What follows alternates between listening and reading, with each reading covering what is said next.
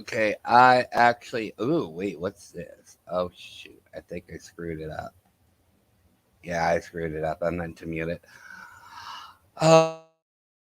Okay. Now let's hope people actually come in and see that I'm actually live. I did put it for today. I hope, right?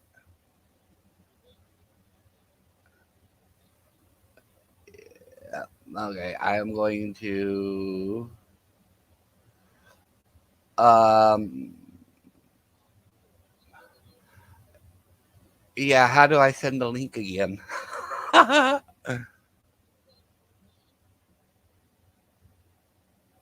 Where's the? Yeah, but where do I see the link at? Where do I invite? Oh, invite. Never mind. I found it. I found it. I found it. I'm sorry. Yeah, I'm having technical issues over here. Okay, don't yell at me. Don't yell at me. I'm having technical difficulties.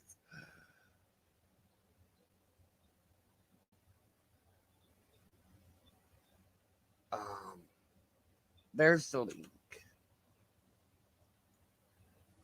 Okay, I'm gonna hang up.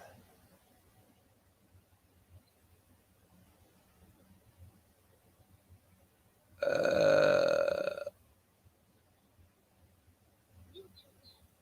uh, uh, um, yeah. Apparently, my little birdie's yelling at me at the moment.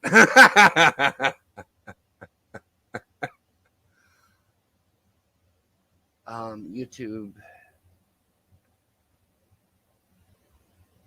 Okay, I sent Jackie the link, so hopefully she'll join me in a minute. Hey Adele. Hey Margaret. Yeah, I'm waiting on Jackie.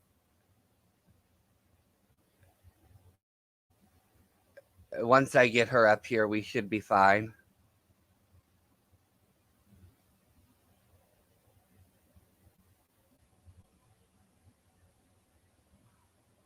It's been a while since I used StreamYard, so just bear with me real quick. I hope all of you are having a great day. I hope all of you are having a wonderful day today.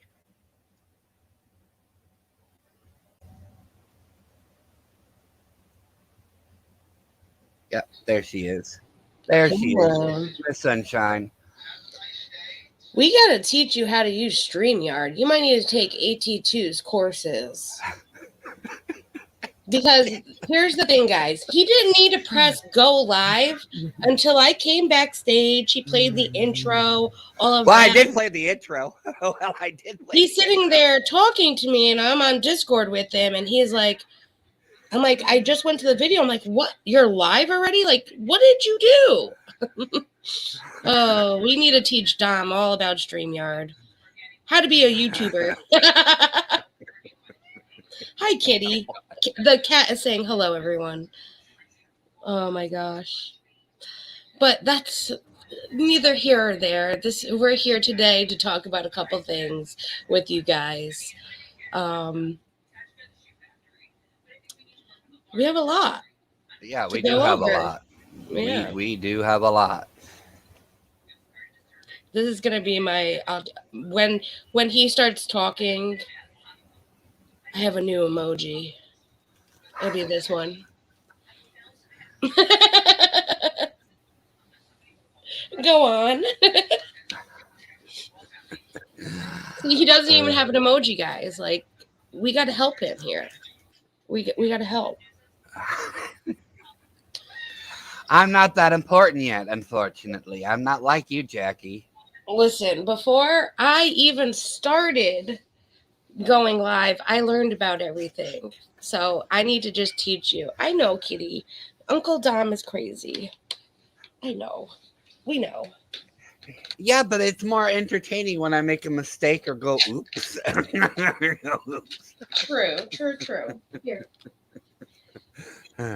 So we want to go over a couple things today because there's a lot that people don't get about YouTube. One of them being, because we're going to go over a couple things, one of them is The difference between hiding and blocking somebody. A lot of subscribers don't understand it, and a lot of creators don't know the difference. And there is a major difference between hiding and blocking. And we kind of want to go over the differences so that way you guys are aware. That way, if someone hides you or blocks you, or if you block or hide someone, you know the difference as well as creators. We are also going to go over the difference between what a retracted message means and what a deleted message means, because a lot of people are confused on that part too. Yes. And we'll go over what doxing really is, because people can say, I was doxed, or they're doxing me in that person's chat, and not understand what a real, when you say they're doxing me over there, doesn't mean the creator is actually doxing them. It could be somebody in the chat and the creator themselves not know that that person was doxing a person. So we're going to go over doxing as well, what it is, how it happens, why it happens, and the different scenarios of doxing, because that seems to be a bit of an issue around this community. And I have decided to add one more thing to the stream, and that is what is two-factor authentication, because a lot of people don't know what that is either, or how to enable it on certain platforms. Which is a very helpful tool, so that way no one steals your identity or hacks into an account. And I just learned about it myself. I'm not now to the detriment of the bushwatchers. I'm not actually going to use my actual accounts to help people set up two-factor. I actually created a burner account to help people set up their own. So if you're going to sit here from the bushes hoping that you're going to get real information from me, don't even try, because it's not going to happen. I'm not that stupid to share my actual information with anybody. Yep. And we also want to reiterate too, we are not here today to answer why this person is doing this, why this creator is doing this, why you're supporting this creator, but you don't support that creator. Oops. That is not what we're here for today. We are here to go over the basics. We are not here to go over who is doing what, why they're doing what, in that kind of a scenario. That is not happening today. If you have any questions for us that are personal like that, my DMs are always open. And I know Dom's DMs are always open, that you can go to him and ask him. But we're not doing that here today on the stream. So I do know there's mods. I'm a mod here as well. So if you see anyone asking questions, just tell them we're not doing that today. This is not what the stream's for. And tell them to DM us. I appreciate it. What do you want to start with today? I think the hiding and blocking, that's pretty basic in a way. Not basic, but it's easy to explain and kind of go on to the next one. Yeah, 1 second. It's your channel. Okay, so hiding and blocking is really very simple. And I am going to, you know what, I shall bring in another account, because that way if I mess up, it might actually, I don't want you innocent people to be caught off guard by my own stupidity, okay? I don't want you people to be caught off guard by my own stupidity. It happens. Yeah, unfortunately, it does happen a lot with me. Jackie knows this. You learn through mistakes. That's the best part of YouTube, and that's what people need to realize. As a creator, we learn as we go. We learn from our mistakes. Okay, Timber, to answer your question, if there are any people that come in here that are rude, annoying, or are starting crap or trying to, just block them. I'm not doing the timing out. Timing out doesn't do it. No, It no, doesn't no. teach them Use the right anything. word. Use the right word. Hide them. Hide them. It's Hide not them. blocking. Sorry. Hide them. Hide them. Sorry. She's right. She's right. I mean, that's what we're here for today. And that's why Yeah, it it gets is. confusing to people because we easily be like, oh, just block them, but really it's hiding them when you're a mod. Well, I can start with the basics with that. Yeah, So start with the basic. the difference between hiding and blocking. So, like right now, you guys are mods. There are some people that aren't. But as a mod, when you go to hide someone from a creator's channel, you are hiding them strictly from that channel that they are on right then and there. Now, if you are, say, at my channel and you're not a mod over there and you go personally to go remove someone that you do not like seeing, you are blocking them. That means by blocking them, you are blocking them from them seeing your comments, you seeing their comments, no matter what channel you go to.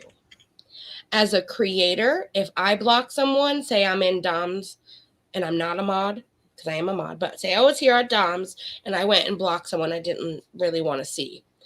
That means they can still come to my channel, but I won't see their comments. They won't see mine, but they can still comment and you guys can see everything. Now, if I was on my channel and I hide them, they are hidden only from my channel. So that's why sometimes you see a creator say, well, I can't see that person's comment. That means that person either blocked them or the creator blocked them. And everyone else can see their comments, but not that person and the person that is being blocked. Also, with that, as a creator, when you hide somebody, when you hide somebody, that will be in your YouTube settings area. When you block somebody, that will be in your Google settings area. There are two different areas for both. So even you as a subscriber, if you block somebody, that will always be in your Google settings in the privacy area. Just showing an example. I think the channel owners can block. We mods can time out and hide. Yes, so I can block and I also can hide on my channel. Now, if I block them, they can still chat. I just can't see them. If I hide them, they are hidden from my channel completely. So if I really didn't want somebody, if I really didn't like somebody, I didn't want to see their comments anywhere on YouTube, and I didn't want them on my channel, I would have to hide and I would have to block to prevent both. And I have done that. That is not something I'm ashamed of. Yeah, Oh, we've look. all done that. Blah, blah, blah is here. I wonder who Yeah, that that's me. Yeah, that's me. Okay, so when you do, okay, so when you do that, all messages are hidden from that user. They're all is. hidden. Yes. They Okay, get removed. Yep. they are completely gone. They can't type anything. They can't do anything. They're not ever seen again. Now, when you do it this way, um, they're just stuck in timeout for 300. minutes. Yeah, 300 seconds. So So the that's over difference 3 minutes. between being hidden and being timed out is literally, if you're hidden, you are literally blocked from people seeing what your chat is, and you can't type anymore. Now, if Well, you're no, you can type, but you won't know that you're hidden. Okay, correct. Jackie is right. So you can keep on typing, but nobody will see your messages. But after Yeah. 300 seconds, I'll bring back blah blah over there because apparently he's in timeout for being a bad boy. Sorry, blah blah. You said 1, 2, 3, 4. That was a mistake. I know, right?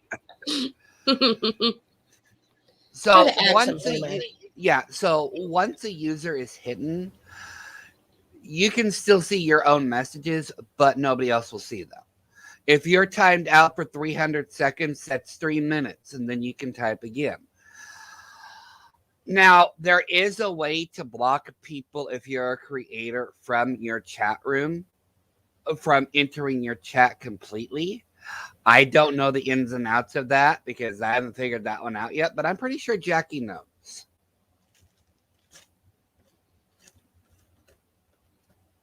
Jackie? Jackie? Did my co host go boom boom?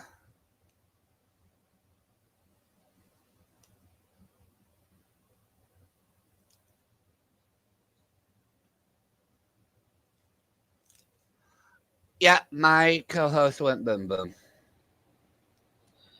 I kicked myself off by accident. So Stop Discord, doing I just want to, that. I want to throw this out there for everybody. If you're on Discord right now, Discord is having API issues, which is an internal problem throughout their whole network. And I went to click on Discord to see what message I had gotten, and it removed me from StreamYard because they're having issues on Discord. So that's what happened. But as I was saying, yes, there is a thing where creators can actually block somebody from their channel. I just don't know how to do that. You can't do that. So when you're actually on your channel, at this time, you cannot do anything but hide.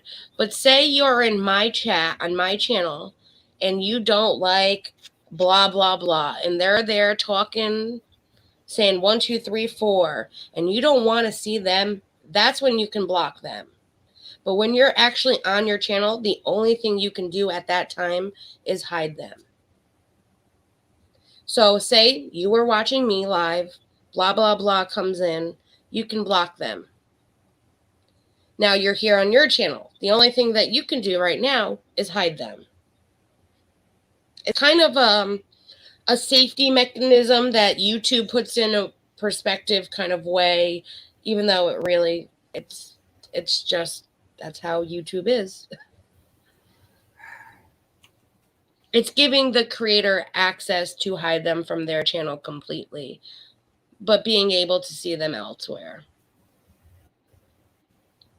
But if you really don't like somebody and you don't want to see them anywhere, that's when you see them in someone else's chat and you can go and block them, even as a subscriber.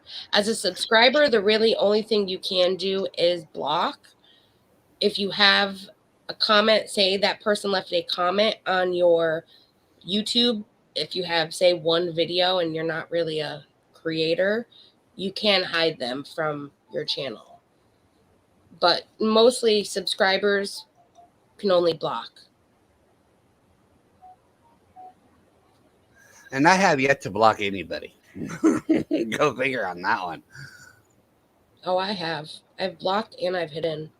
And that's to protect my chat and my sanity. That's being honest. I got nothing to hide.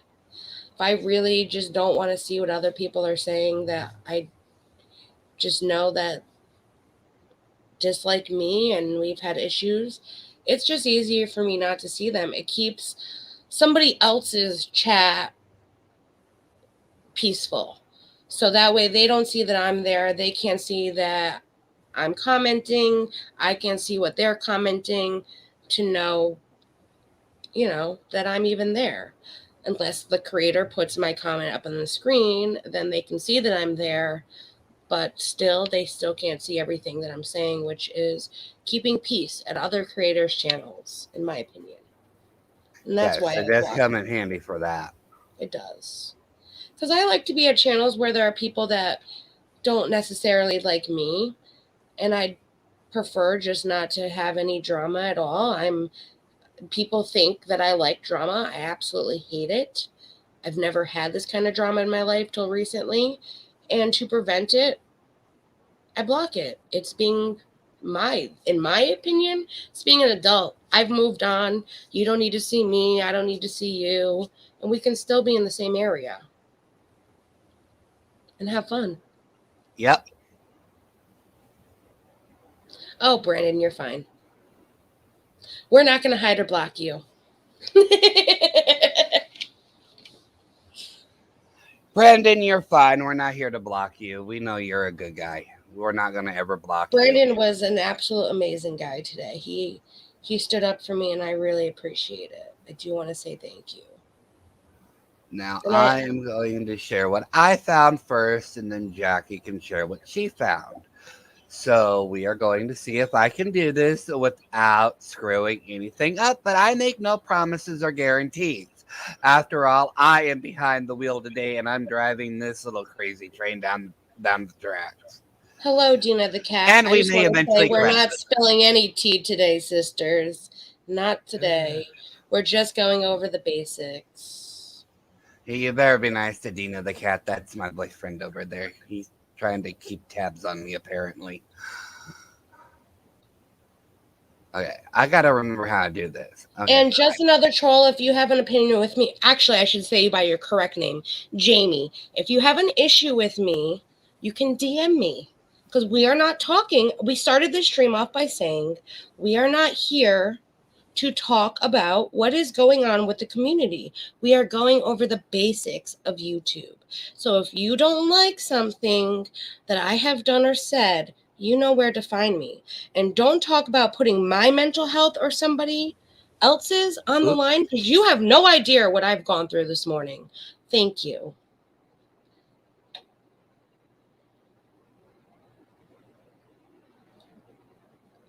So what are we going on to right now?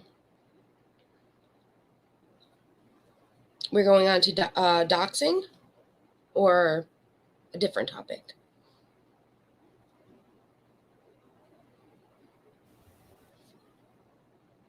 Oh, you're showing your screen.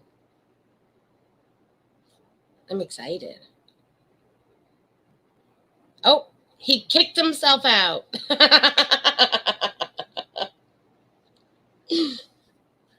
See, this is why I need to give him a lesson in StreamYard. Oh, Dom. Does anyone have any questions about hiding and blocking? I do know, like, some creators might have, of course, now my boyfriend calls too. 1 second, guys.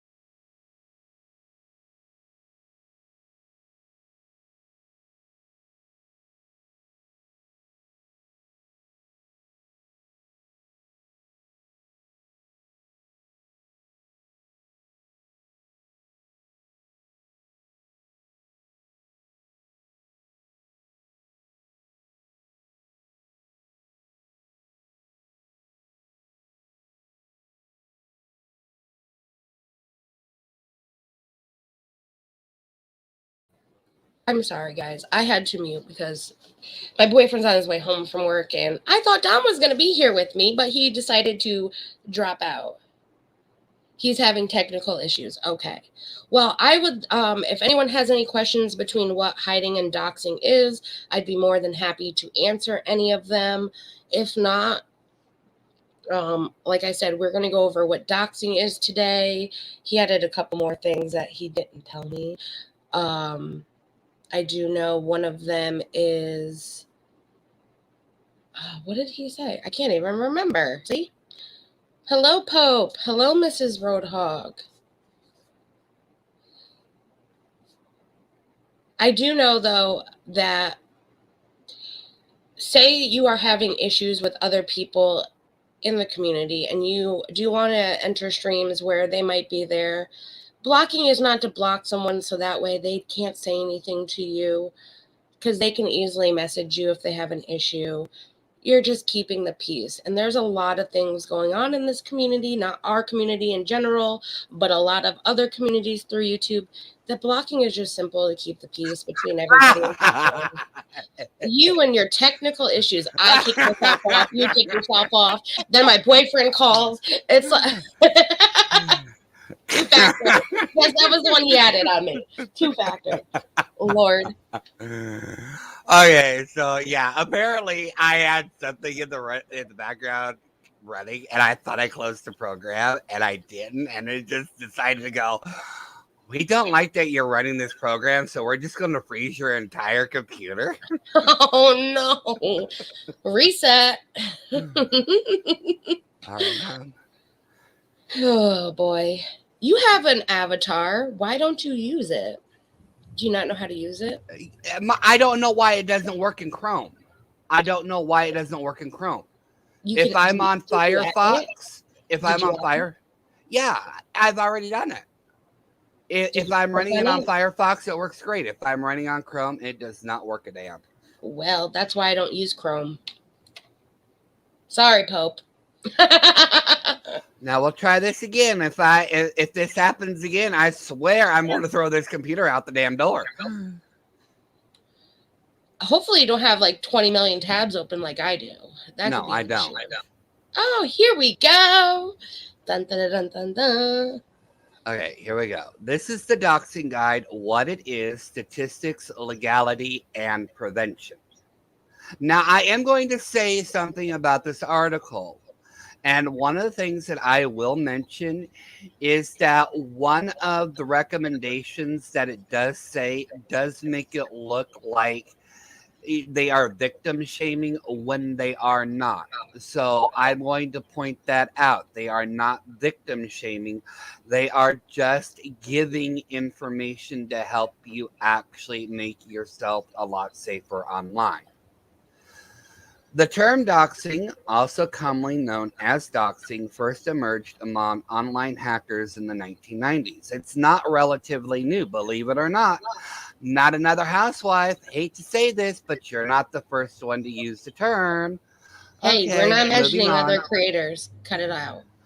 While the practice of revealing one's private information has existed for a long time, the term originated from rival hackers dropping dox on each other, and then led to dox becoming dox, and finally becoming a verb by itself.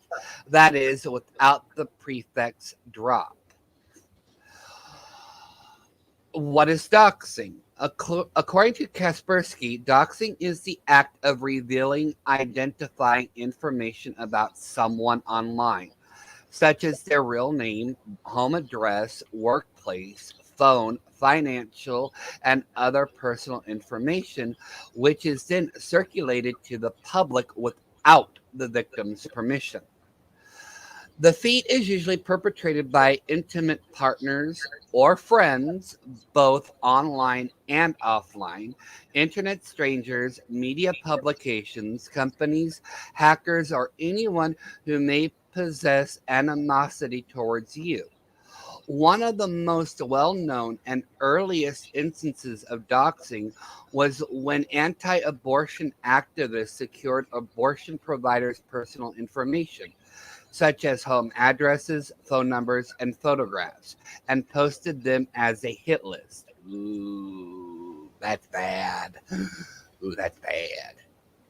The process of getting doxxed starts small. This could be anywhere from social media snooping, as well as finding names, emails, or phone numbers.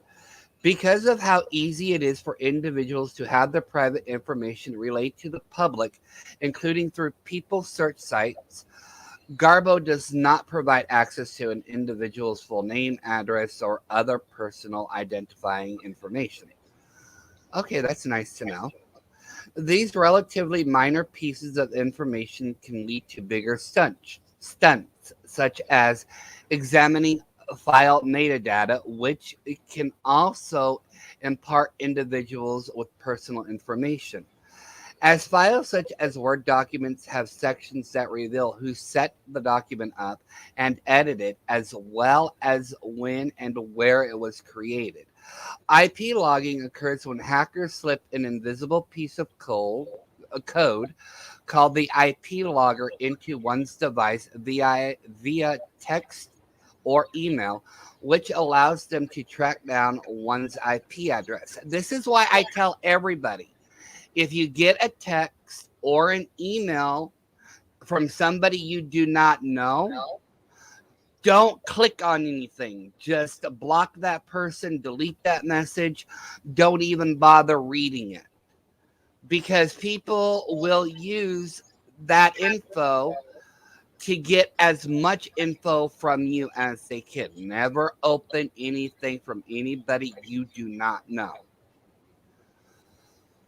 Wi-Fi sniffing, another tactic to begin the doxing process, is when a hacker intercepts one's internet connection, obtains real-time data, and steals their sensitive details from a public Wi-Fi network.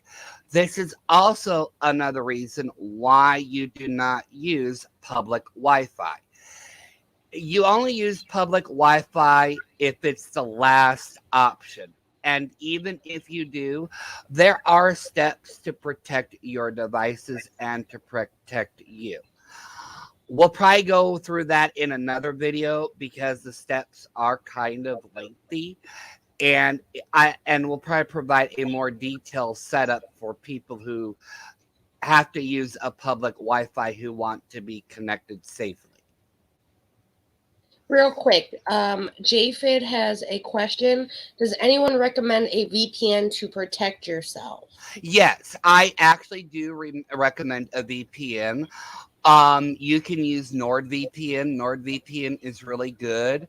JFed, if you wait until after we're done with this, I will actually give you a few companies that I actually recommend myself that I have personally used. VPNs do protect you. Another thing that you can get is a really good router. A router is the thingy where you hook your modem up to for internet connection. Mm-hmm. A really good router will actually help also prevent people from trying to get into your computer or into any of your other devices. There is also a browser too I want to recommend. Opera browser. Opera comes with a free VPN where you can turn it on and off as well and choose where you want your location to be. Yes, we will answer questions, and we'll answer that one for you, JFed. We're just going to do what we need to do. We'll answer any questions anybody has after we are done with this. But there are a lot of ways that you can protect yourself online, and there are a lot of ways you can protect your family online. I don't want people to think that they're all alone or there's nothing they can do. There are plenty of things that you can do to make yourself a lot safer online. Before we continue, I am going to actually say this. If you have social media, this article actually will bring it up again, but if you have social media that is for your family, the advice that I'm going to give you is to set that Facebook up to family only, or to people that you personally know. Don't leave it open for everybody to find. Same with your Instagram, same with your Twitter. You can have two Twitters, you can have two Facebooks. What I personally recommend is having a Facebook just for your family that only your family knows about, and then having another account just for doing your social media, like if you're on YouTube or if you're on Twitter. You don't want random strangers having access to your real personal information. Very So I'm just true. going to throw that out there. You can make two accounts, keep one private and one separate from everything. Even if they find your private accounts, because it's private, they won't have access to it. They won't be able to use it against you. So it's just something to think about when you are on the interwebs. And yes, I stole that from Lady Baker, and I have no shame for that. I have no shame. You give credit where credit is due, and that's what counts. So we will continue on. And okay, so doxing statistics. More and more studies are being conducted to study the impacts and effects of doxing. Researchers in 2017 NYU study identified and analyzed more than 5,500 files associated with doxing and reported that more than 90% of the dox files included the victim's address, 61% included a phone number, and 53% included an email address. 40% of victims' online usernames were made public, and the same percentage revealed a victim's IP address. That's a lot. While less common, sensitive information, such as credit card numbers, which was 4.3%, social security numbers, which was at 2.6%, and other financial information, 8.8%, was also revealed. 30% of doxing victims closed or changed the privacy settings on their Instagram account, and 25% adjusted the settings on a Facebook account after an attack. Now, the thing of it is you want to change them before you are attacked, because after you're attacked, while there are things that you can do to slowly repair the damage, you want to stop the damage before it happens. You want to take a proactive stance rather than a reactive one. 10% of doxing victims altered their Instagram accounts, and 3% changed their settings on Facebook once anti-abuse measures were in place. 3% is very low. That is very low. In a representation sample of 2120 Hong Kong secondary school students, researchers found that 12% of the students acknowledged their engagement in doxing. These students tended to be younger than those who had not doxed others. Significantly more girls than boys reported having conducted doxing. Wow. Wow. That's a lot. That's a lot. That's teaching our younger generation it's okay, and it's not. Social and hostile doxing were the two most common forms of doxing. Girls were significantly more likely to conduct the social doxing, where their target was to obtain social information. Boys were more likely to engage in hostile doxing, aimed at obtaining personally identifiable information and information on others' current living situations. The students who perpetrated doxing acts were more likely to have experienced information disclosure as victims, perpetrators, or bystanders. The intentions of doxing were as follows. 53.2% of students admitted to doxing people they liked. 62% of this sample size were girls and 38% were boys. The doxing girls, 96.3%, were significantly more interested than their male counterparts at 88.8% in social data and trying to ascertain an individual's relationship status and obtain his or her personal photos or videos. Okay, that's just creepy. Very.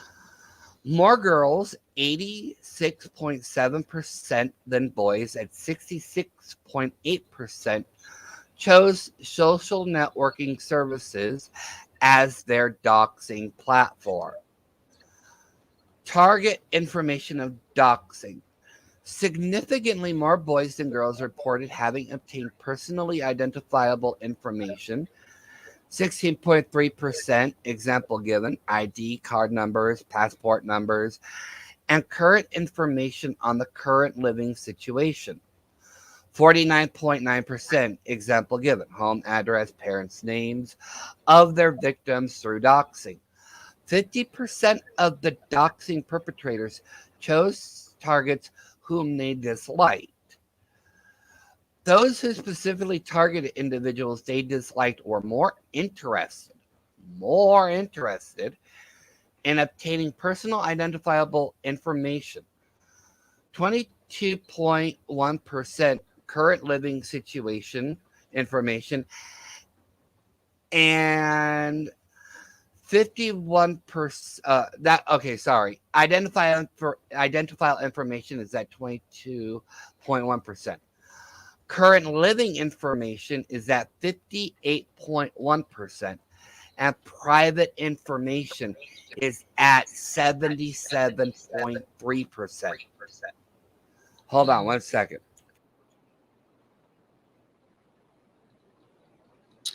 Yes, Sarah, the hackers are getting very good at what they do these days, and they have lots of programs too. Oh, Okay, here we go. Sorry about that. I had to cough real quick. I'm sorry. I apologize. This is how to help protect yourself from being doxxed, and I hope Mama Hog is still in here. If she is still in here, Mama Hog, I want you to pay attention to this. I want her to pay attention to this for a reason, but I want everybody else to pay attention because what I'm about to say is that you do have ways to protect yourself online. And we're going to get into the nitty-gritty of that. Remove yourself from stalking as a service site. Traditional online background checks, the ones you see ads and posts saying things like search public records, phone, address, social, marriage and crime records, criminal record report, or anonymous searching, see anyone's public records, enter any name to reveal records, are notoriously dangerous. They provide easy access to information like your home address, phone numbers, email addresses, social media accounts, and more. In our testing, we found that many of these types of sites had zero criminal records, even though they say they do. That's why Garbo sent out to revolutionize the online background check industry by focusing only on the reporting violence. However, you can request to remove your information from these sites one by one or use a service like Delete Me to actually remove your information from data mining websites like that. So you can actually choose to have your information removed from the internet. You have that power. You have that power. So if you go to a website and you see your information on there, you have a right to have that information removed. There is actually a legality which actually can protect you too. It is a federal right that you have the right to privacy. So if they say no, they don't have to, you can throw it back into them and say, well, according to the federal code, I have the right to privacy. I did not give you my consent to post my address or my information. So there are legal routes to go about if a website or if of some instance of somebody posting your information. There are some legal routes that you can take to get your information off. Very true. Look, use of a VPN. Use of a VPN. Yes, this will help you out as well, JFed. A VPN or a virtual private network can easily be found online. I'll show you a couple which I have personally used and which I like. VPNs are useful as they secure your network and help hide your private information by stopping applications or websites from keeping track of your activity online. They're not a silver bullet for online safety, but they are a good start to securing your information online. Now, we will get into what a VPN actually does in just a little bit. Photo metadata is a set of data describing and providing information about the rights and administration of an image. The metadata, although beneficial for organizational purposes, also contains information such as the date, the time the photograph was taken, camera settings, manufacturer, make, and model, and in the case of smartphones, the GPS coordinates of where the photo was taken. Removing photo metadata prior to sending an image to someone can be done by a quick Google search. Now, can I click on this? Okay, that'll take me somewhere else. But you can do it by a Google search. And I think Google actually has a tool that actually helps do that. Don't quote me, but I think they do.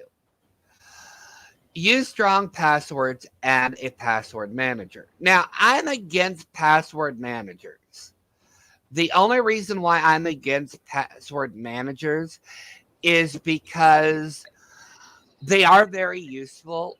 They are, but if your computer is ever compromised,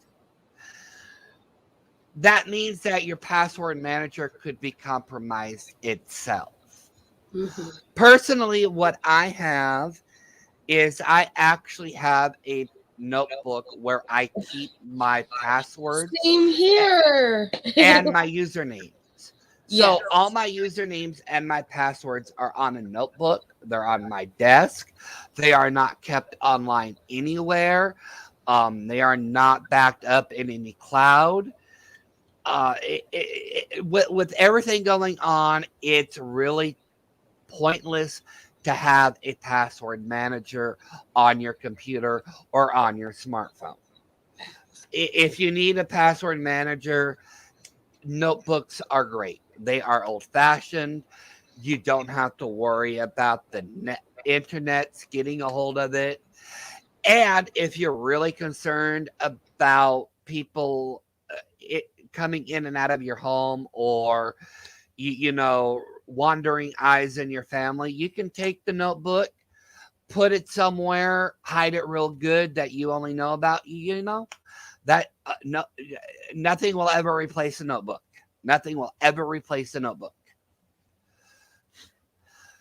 However, I do strongly do recommend using a strong password. That's I say at least 12 characters.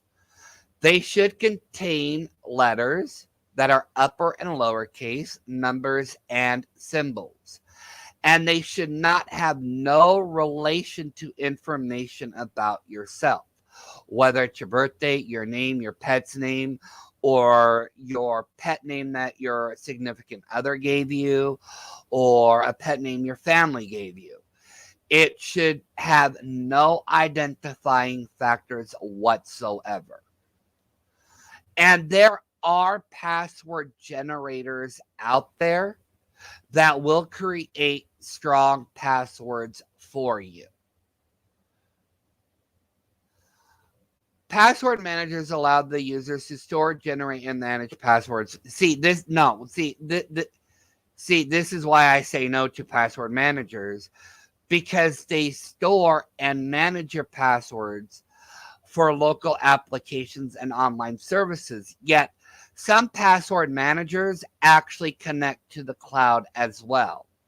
That's why I say no to those. No, no, no, no, no, no, no, no, no, no, no, no. Big no.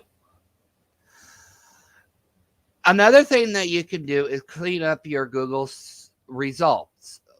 Whether it would be a Google search, whether it was an order, you can clean this up. The clean up your Google results. This can be anything from personal images to private information. If you find something on your Google results, you can email the website to have them remove it. In the case that a website doesn't respond or is unwilling to cooperate, you can try contacting them directly using either of the links below. Remove an image from Google or remove your personal information from Google. Yet I have found that when you call people and you scream at the top of your lungs and you threaten that you're going to call a lawyer, they are more than willing to take down your information, especially if you provide them with a lawyer's name who is not actually representing you.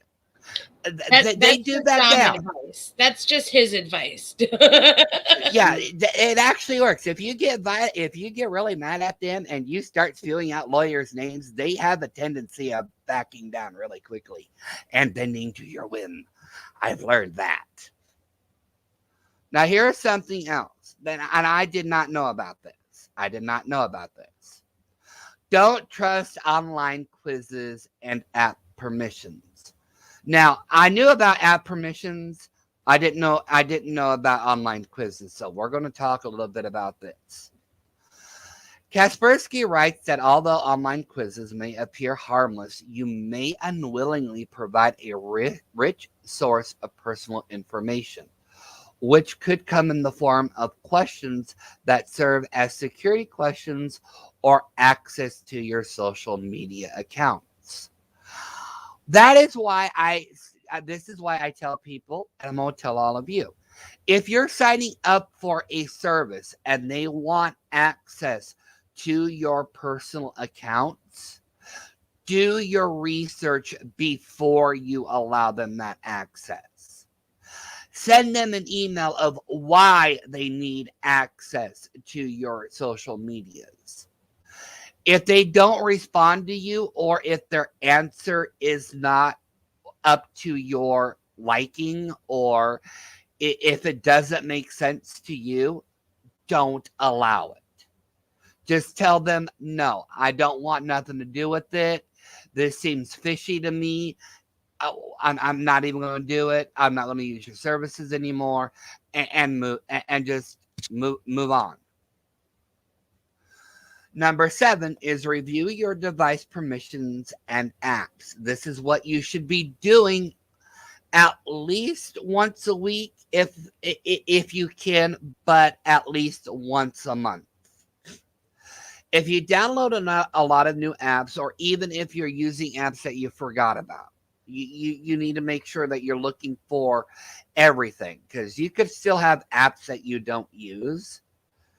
If you don't use an app, here's my rule of thumb for apps, and this is part of this, but if you don't use an app for a week, or if you don't use it for longer than a week, if you don't use it, once a week or twice a week, remove that program.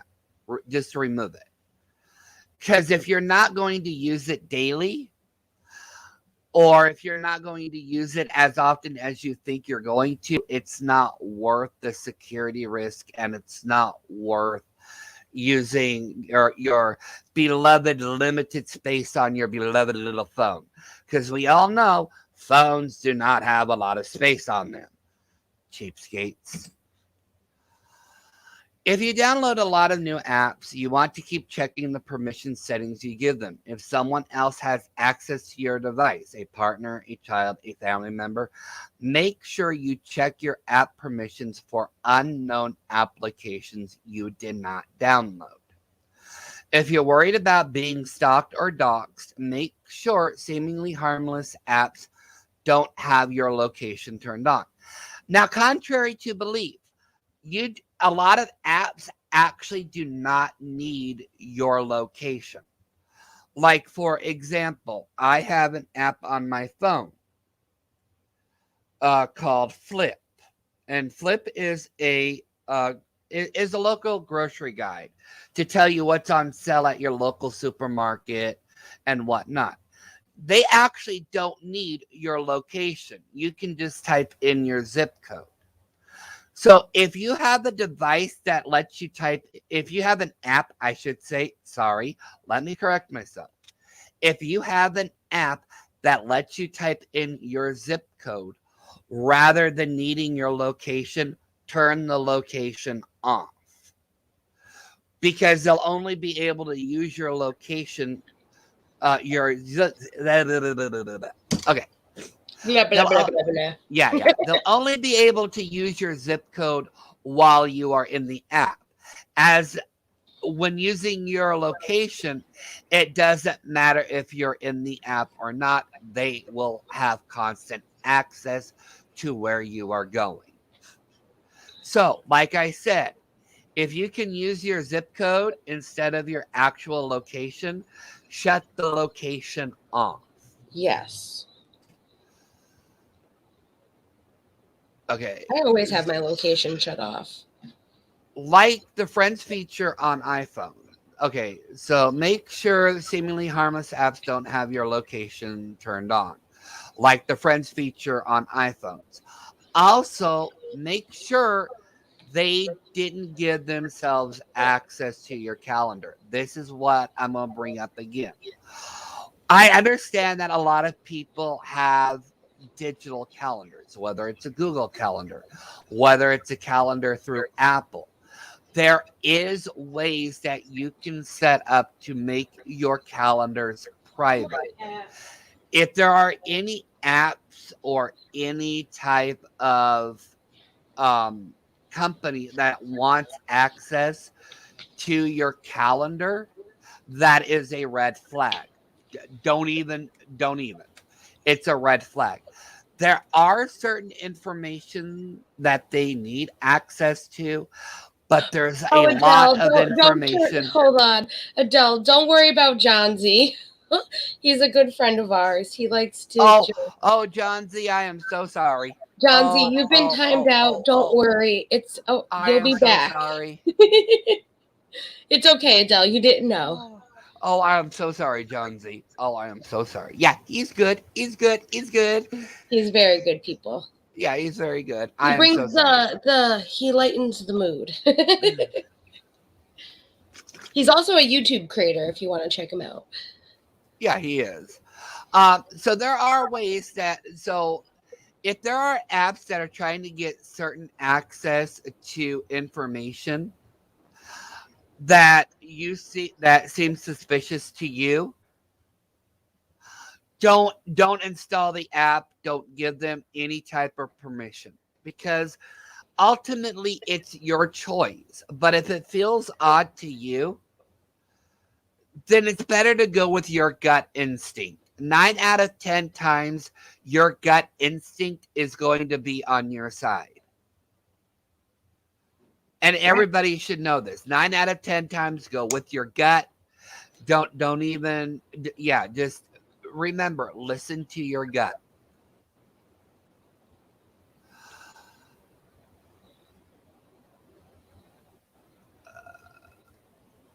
Avoid sharing personal details, especially online, unless absolutely necessary. Avoid disclosing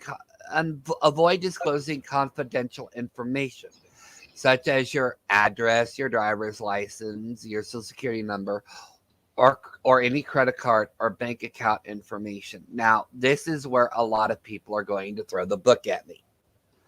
And I understand this. I understand that people are going to kill me for this. There are a lot of other apps out there besides PayPal that are a lot better. Okay. Now, I'm just going to say this. I'm going to say this, and I'm probably going to piss people off. And I'm sorry if I'm going to piss people off. Uh-oh. But there are a lot of better pay apps than PayPal. There is Cash App. There is Coffee.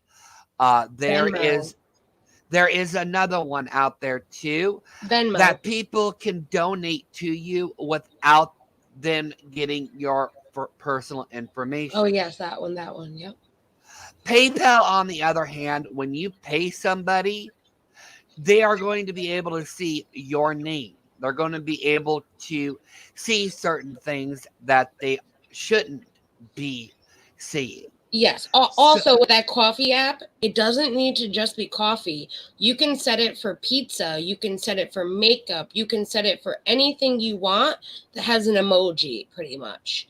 It could be just a donation as well through that coffee site. it's pronounced that way, Cindy. Yeah, the way Dina the cat said it. So, yeah. Now, the thing of it is, as well, is I always tell people to find an alternative to PayPal, and there's a reason for this. And a lot of creators out there will not tell you this. A lot of creators are in the stern believer that PayPal is the only option, or it's the best of the only option, and that's not true. Now I'm gonna get into the nitty gritty here. We're gonna get sidetracked, but I apologize for that. That's okay. Yeah, but I don't know how to pronounce your name. Okay, every time I pronounce your name, I get it wrong. And then you spend an hour and a half telling me how to pronounce your name.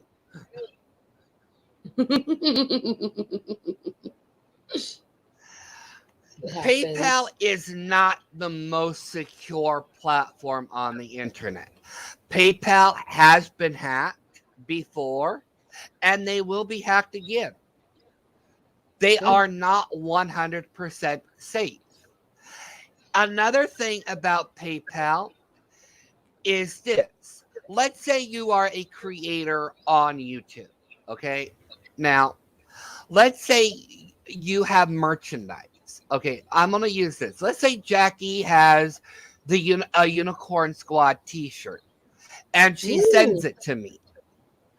And I get that t-shirt in the mail, but I go to PayPal and I tell them that I never received it. PayPal is not going to protect Jacci. PayPal is going to protect me. So they will be taking money back from Jacci, giving it back to me, and I'll have a free t-shirt and I didn't have to pay anything for it. So yeah, be very careful with PayPal, because PayPal is only for the buyer, not the seller. And they have been hacked before.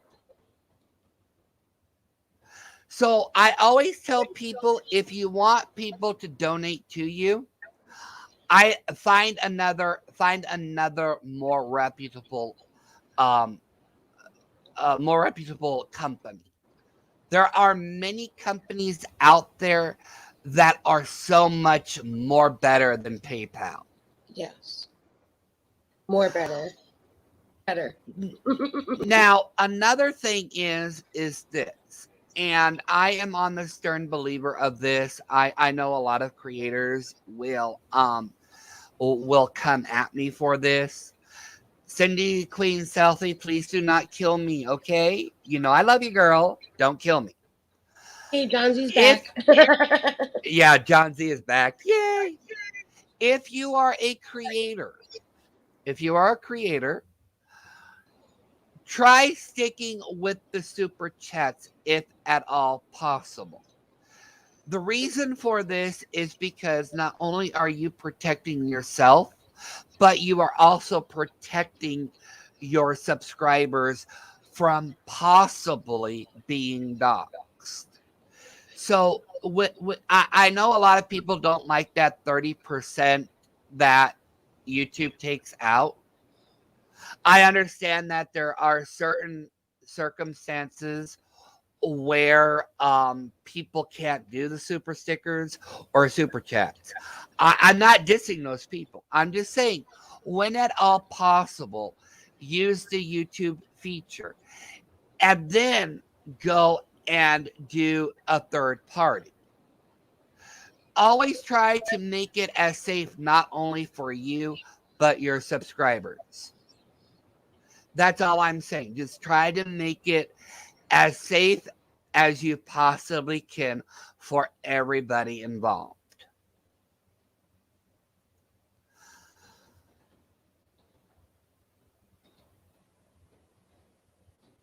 Now, like I said, never open or click on any emails. This include texts that seem suspicious. Like I will reiterate, if you get an email from somebody you do not know, if you get a text from somebody you do not know, don't automatically open that email or open that text until you can verify who that person is.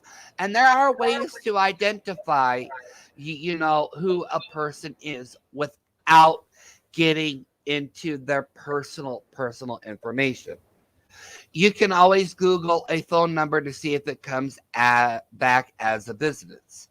You can do that. There are ways that you can obtain little information needed to verify who somebody is without getting their name, without getting their address, without doing the whole nitty-gritty of data mining them.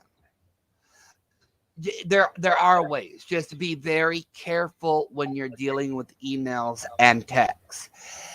And it's also the same for Discord or for other chat apps. If you get something suspicious from a person you do not know, or if you get anything from a person you do not know, don't open it. Don't even respond to it. Just delete it and move on. There you go. Now, this is very funny. Find out how easy it is to dox yourself. You can Google yourself. You can carry out a reverse image search, auditing your social media profiles, including privacy settings. Check to see if any of your email accounts are part of a major data breach. This is why I like Google, because if your accounts were ever part of a major breach, under the security settings in Google, they will tell you if your email was ever part of a breach, or even if your password was. So you can easily change them. And that's one thing that I like. But you can go to this website, and I will copy. And to prove that it's safe, I'll click on it. So here you can search if your email or your phone number has ever been in a data breach. I love the name of the site. Yeah. So I will actually link that down below after the video is over with, so you can all see if any of your emails or your phone numbers were ever in a data breach. Check CVs to see what personal information your professional presence conveys. If you have PDFs of CVs online, be sure to exclude details like your home address, personal email, and mobile phone number, or replace them with public facing versions of that information. So that's something that you can actually do when writing out a resume. You can actually withhold that information. I did not know that, but apparently you can. Yes, and there are apps like the WhatsApp app, Text Now, that you can get a number just for, say, online, or for if you don't want to give an employer that you're seeking your actual phone number until you're actually employed. Yes, and there's another one out there called Text Now, and they give you a free phone number. However, if you want to keep your phone number, it's $3 a month. You don't need to get their you don't need to get their data plan for it. I have that. It's great. I don't have to give out my personal information. Another thing that you can do is go out there and get a Google number as well.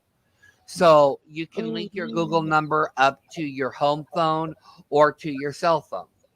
So you don't actually have to give anybody your real phone number. There are ways to get numbers now without giving out your actual phone number. So Meemaw Dragon said, I got an email from my son-in-law who was in the military and needed cash immediately. They were hacked and daughter couldn't get back into her car. List of emails. Back into her list of emails, sorry. Wow, I didn't know that happens when opening. I thought I shouldn't click on the links. If you don't recognize it, don't click on it. I got a text message just the other day that said I had a USPS package waiting, that they didn't have my address. Click on the link to give them my address. Right there was a red flag. USPS is the United States Postal Service, and they definitely have my address. They would never send me a text message asking me for my address. Now, Mima, to answer that, there is something that you can actually do in the military since your son-in-law is in the military.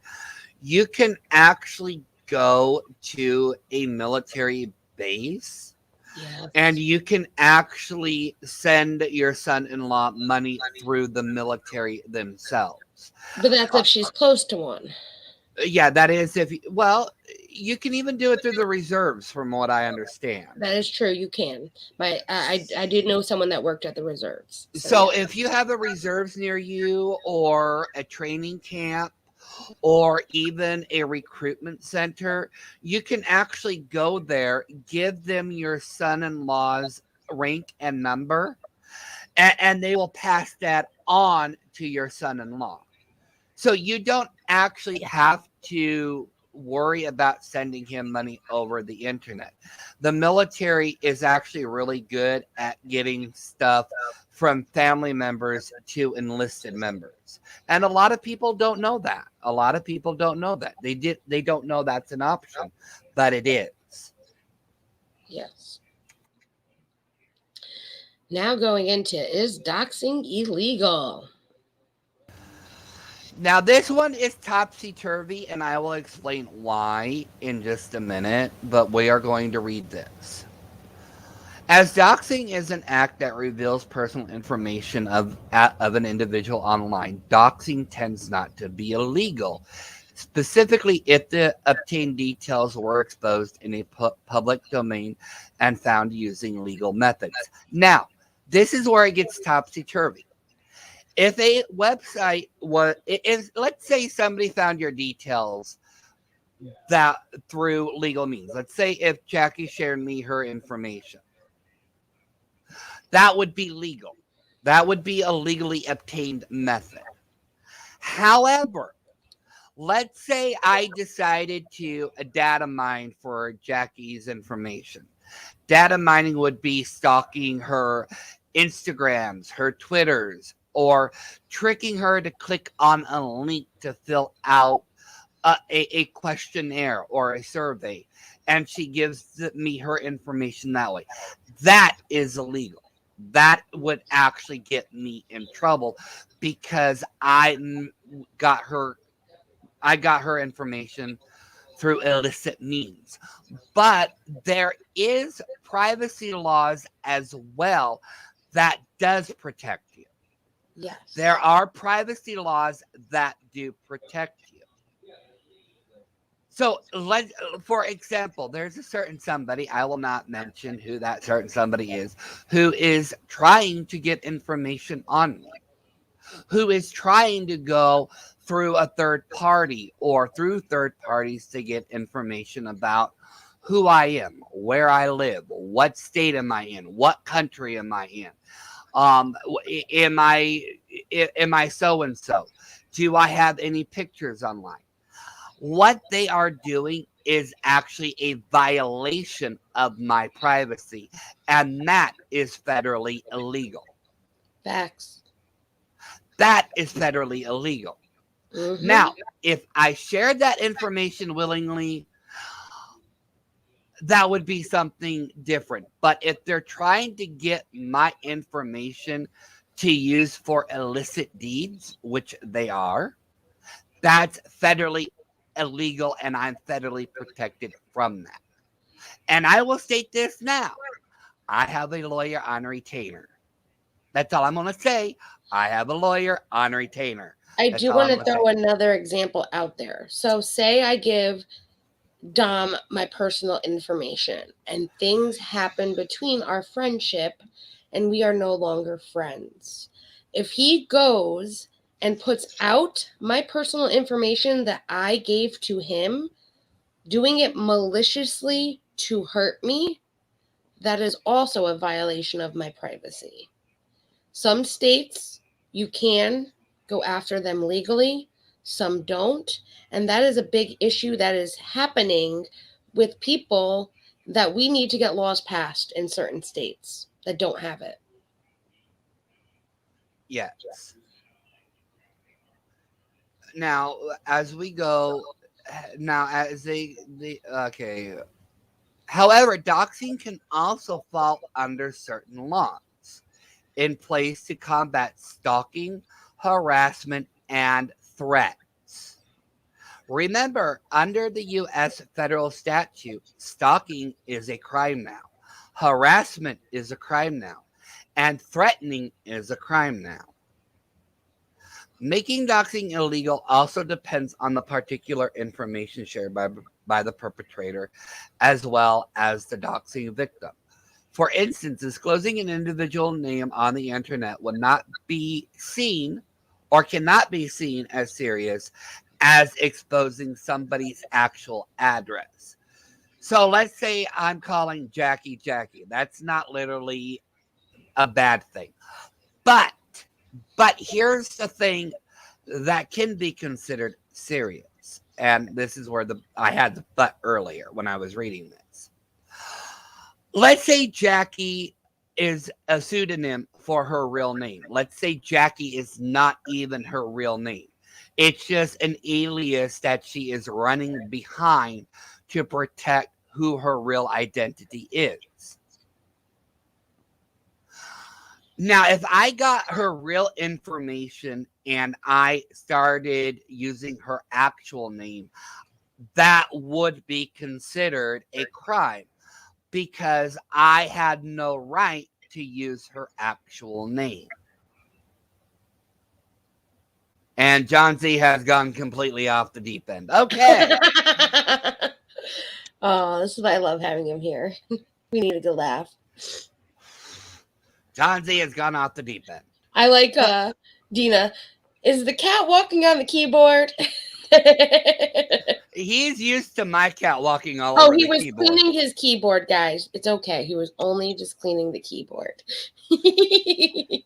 But yeah, if you're on the internet and you're running behind an alias or a pseudonym or something, and somebody gets your real name and stuff like that, they can actually be in trouble for that because you gave no one permission to use your real name. Now, on that same notion, there are a lot of people who run behind an alias on the internet for a lot of means. You know, they are a victim of a crime. they are in a witness protection program, or they escaped a violent um a violent relationship. Yep. There are reasons why people hide behind an alias on the internet. Hiding behind an alias on the internet, contrary to belief, is not a crime. That is true. They are protecting themselves. They are allowed to protect themselves. We cannot tell anybody, well, who are you? You need to give me your name. You need to tell me who you really are. They don't have to. As for the victim, if they are a government employee, the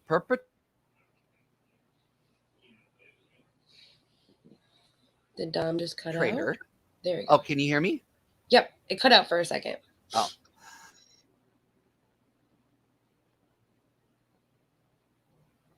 Or it cut out again. We can't hear you. Or can I just not hear him? Oh, you cut out again. He was there for a second, came back. There you are. There you are. We can hear you.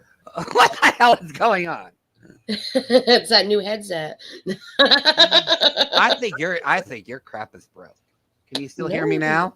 We can hear you. Perfect, loud and clear. Okay. As for the victim, if they are a government employee, the perpetrator would be subject to breaking federal conspiracy laws and will have committed a federal offense. This is why a lot of people should be working for the federal government. Just saying. They also pay good. Just saying. Good benefits.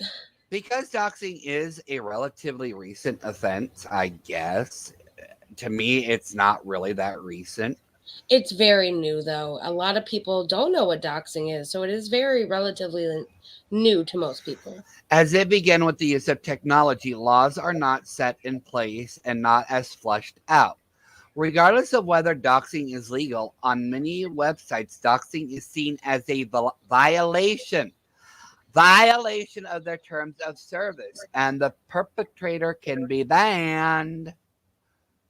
Although there not have been any direct doxing laws written in the United States, efforts have been made in states such as California, which has a specific cybercrime law and other stalking laws that can apply to doxing.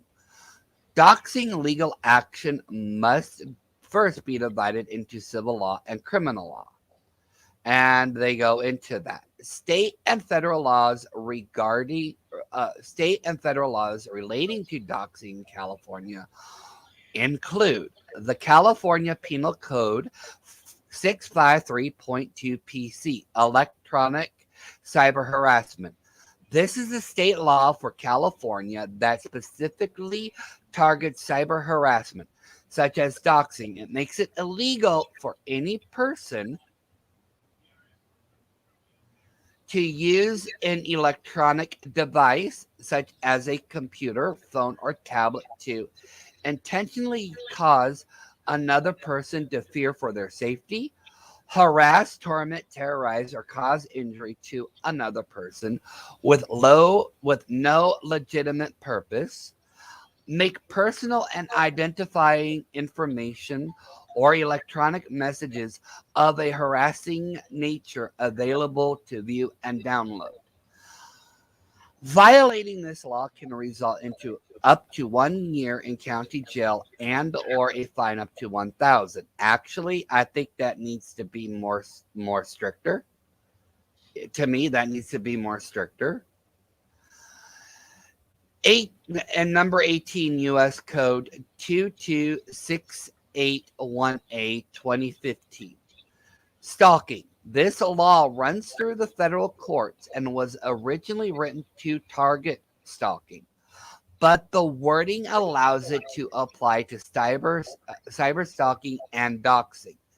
It allows charges to be filed against anyone intending to injure, intimidate, harass, survey, or worse, or worse, uses a computer or electronic communication service or system to place another person in a reasonable fear of death or serious bodily injury, or attempt to cause, or would reasonably expect to cause substantial emotional distress to a person. The, sorry. This is a U.S. federal code regarding stalking, but allows it to apply to cyber stalking and doxing. So pay attention. This is actually a crime here. It's actually a federal crime. Federal offense is not cool. What to do if you've been doxxed? In the case that you've been doxxed, we recommend the following tips. Now they are not trying to victim blame. They are just giving information to make yourself feel a little bit better and a lot more safer. So please understand that they are not victim blaming. Okay? Take a deep breath, call someone you trust, document everything. Take screenshots where the date and time is visible. Create a log of every place the information was posted. Report it to every platform. Report it to the authorities. Now, this is what I'm going to say. If the authorities try to turn you away, badger them, harass them, make sure you understand your rights as a civilian, because a lot of cops will try to ignore you. Stand your ground. Yep. Make sure that you are loud. Don't be disrespectful. Don't be insulting, but make sure they understand that you understand your rights as a civilian, and they understand that this is their job. They have to make a report out of it. They just don't want to do a report half the time.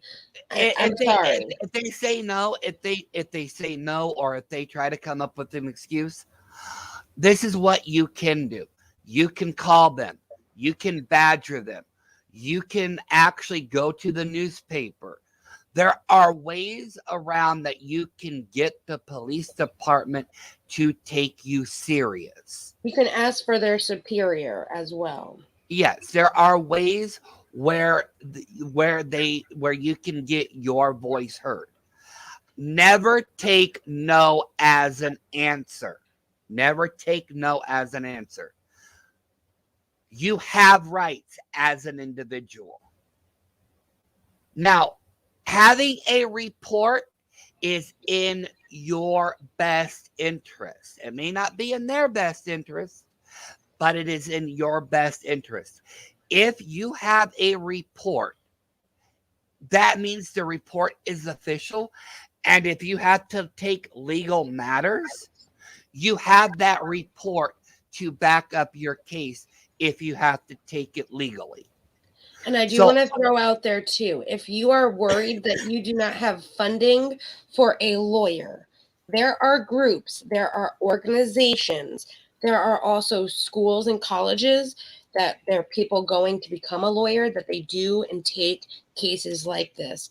Look for these groups and organizations that are wanting to help people in situations like this, because they will do it for free for you. There are places you can get a lawyer without having to pay for one to help you with a case like this. Yes, there are a lot of victim advocacy groups that will help as well. So remember, you always have an option.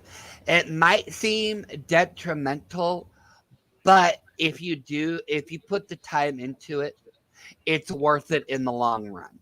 It is worth the hassle to make your perpetrator pay for their crime. Correct. They shouldn't be doing it. See, and they also say this is a personal decision, and we know how difficult reporting can be. They may not want to listen, but you can force them to take a police report. You can literally demand that they take down a report. Lock down all your social media accounts, change your passwords, change the privacy settings. You may even want to think about creating new private accounts, changing your number. Um, like they said, they know it's victim blaming, but they are saying that it can be the safest thing that you can do. And understand that, know that you will be okay. You will prevail out of this. Being doxxed can lead to an immense fear and panic, which is true. It's completely normal to feel vulnerable and scared. Doxing is purposely made to inhibit your sense of security and trigger panic attacks, lash outs, or shutdowns. If you are a victim of doxing, you can call the victims of crime, VictimConnect hotline. It's always available. I will link this down below. You can call them, they will help you out. The last thing that you want to do is give power to your attacker. The last thing that you want to do. You want to show your attacker you are stronger and smarter than they are. So just remember that if you are a victim of a cyber crime, there are things that you can do. You can even call the FBI. You have that power. You can literally call the FBI's cybercrime unit and send them what you have. You have that right as a U.S. citizen. This is so true. So there are ways where you can make yourself feel safe again.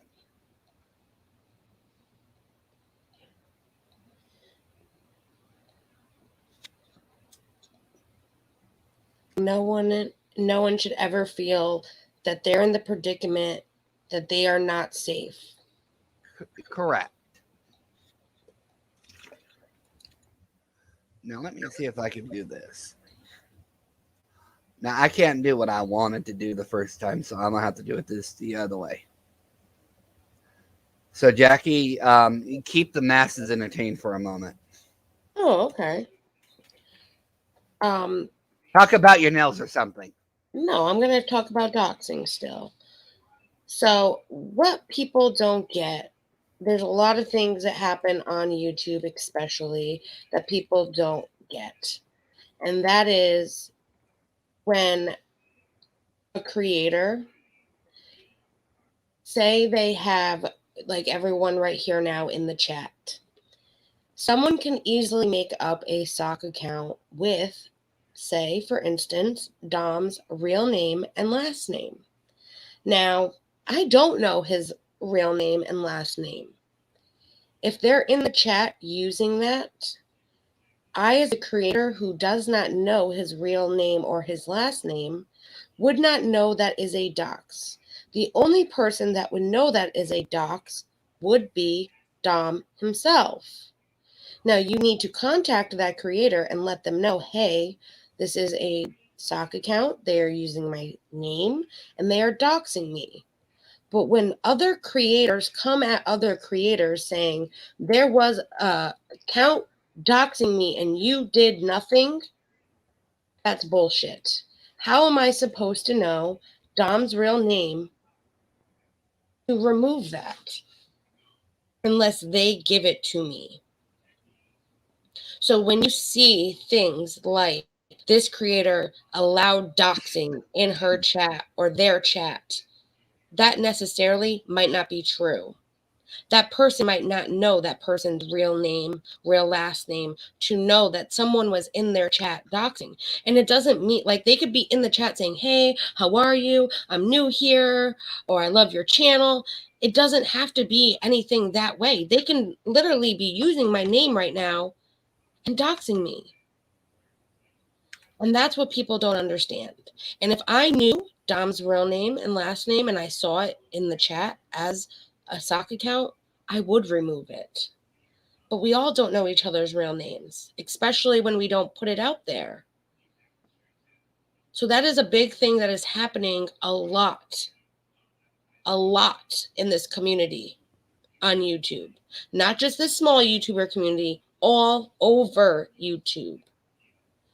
So when you see that happening, just know not everyone has given other creators their full last name, full name to know to see it.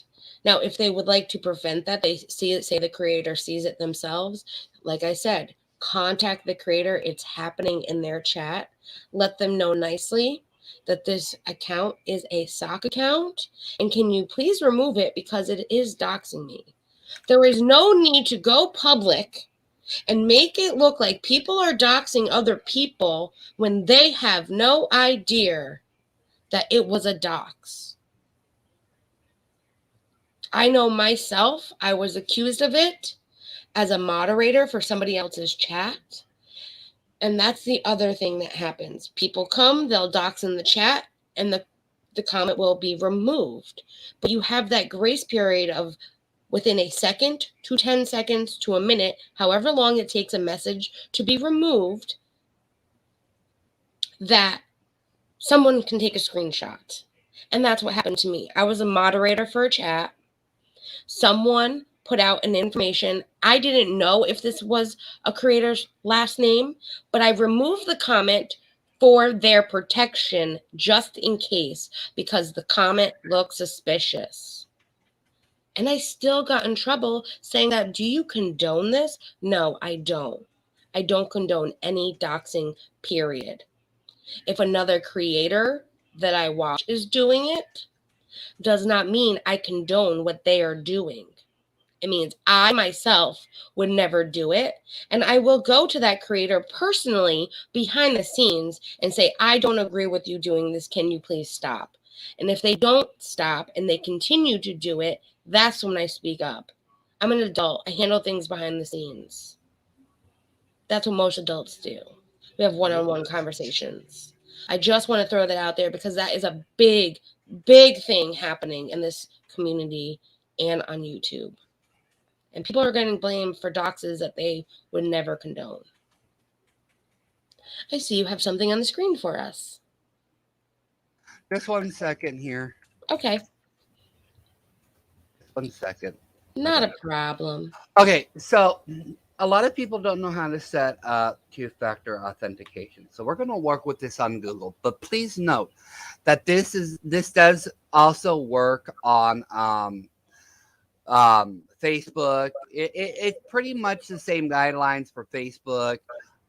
It's the same guidelines for Twitter, for Twitch, for Instagram. It's the same for everywhere. Okay, so it's usually under the same settings as Google. Now, as you can see, I blocked out a lot of information. So you bush riders out there, like I said, you wouldn't get any information. I proved it. Have fun.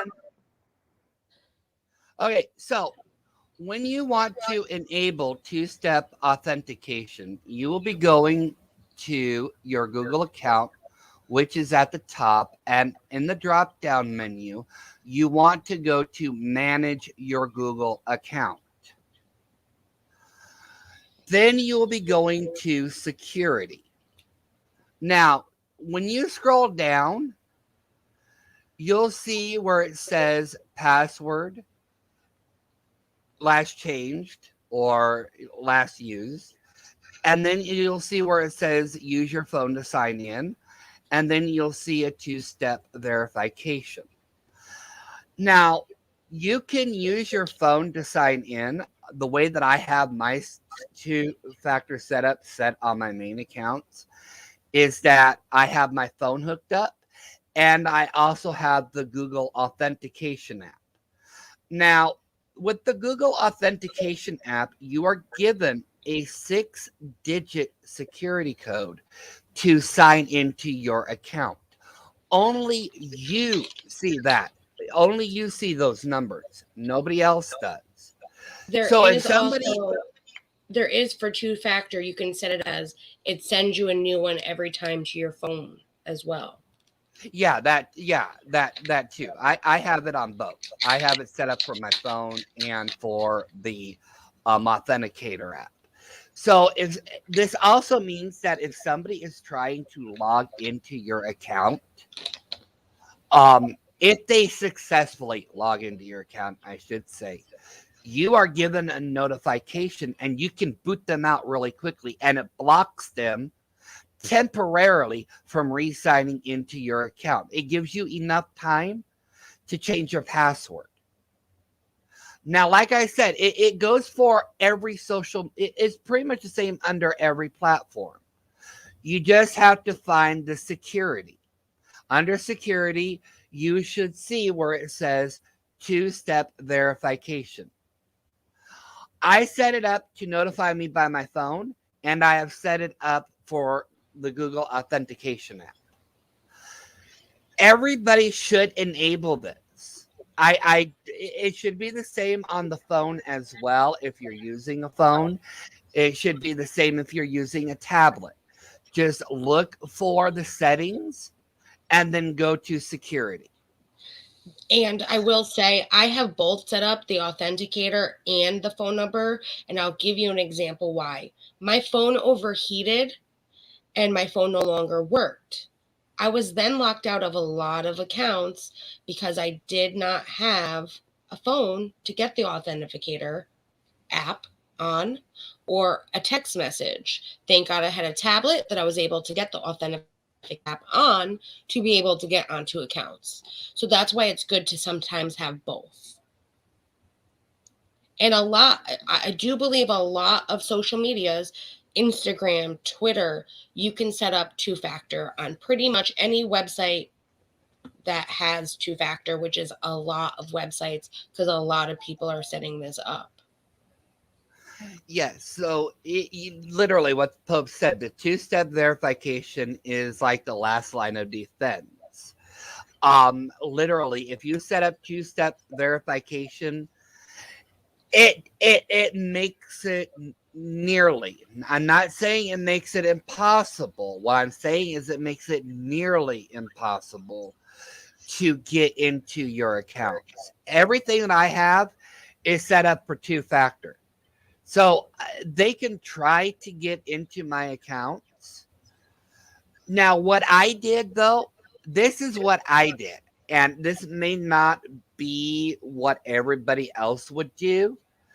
What I did is I actually have a phone number, one phone number that I use to hook all of my accounts to. So this is not a number that I give out to my phone company or to my light company or to my cable company. This phone has no connection to anything online or offline.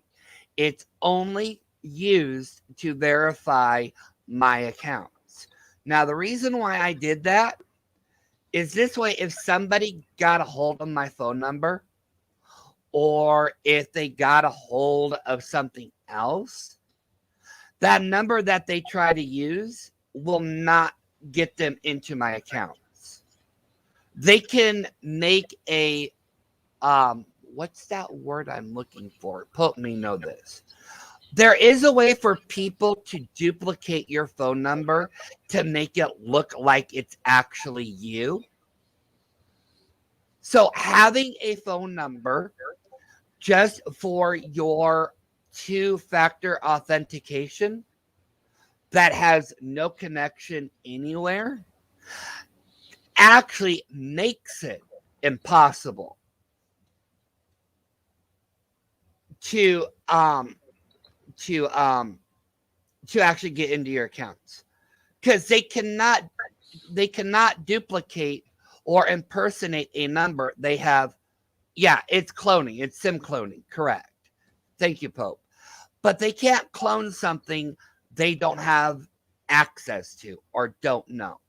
And to answer your question, Pope, um, I have I have my number is connected to Straight Talk,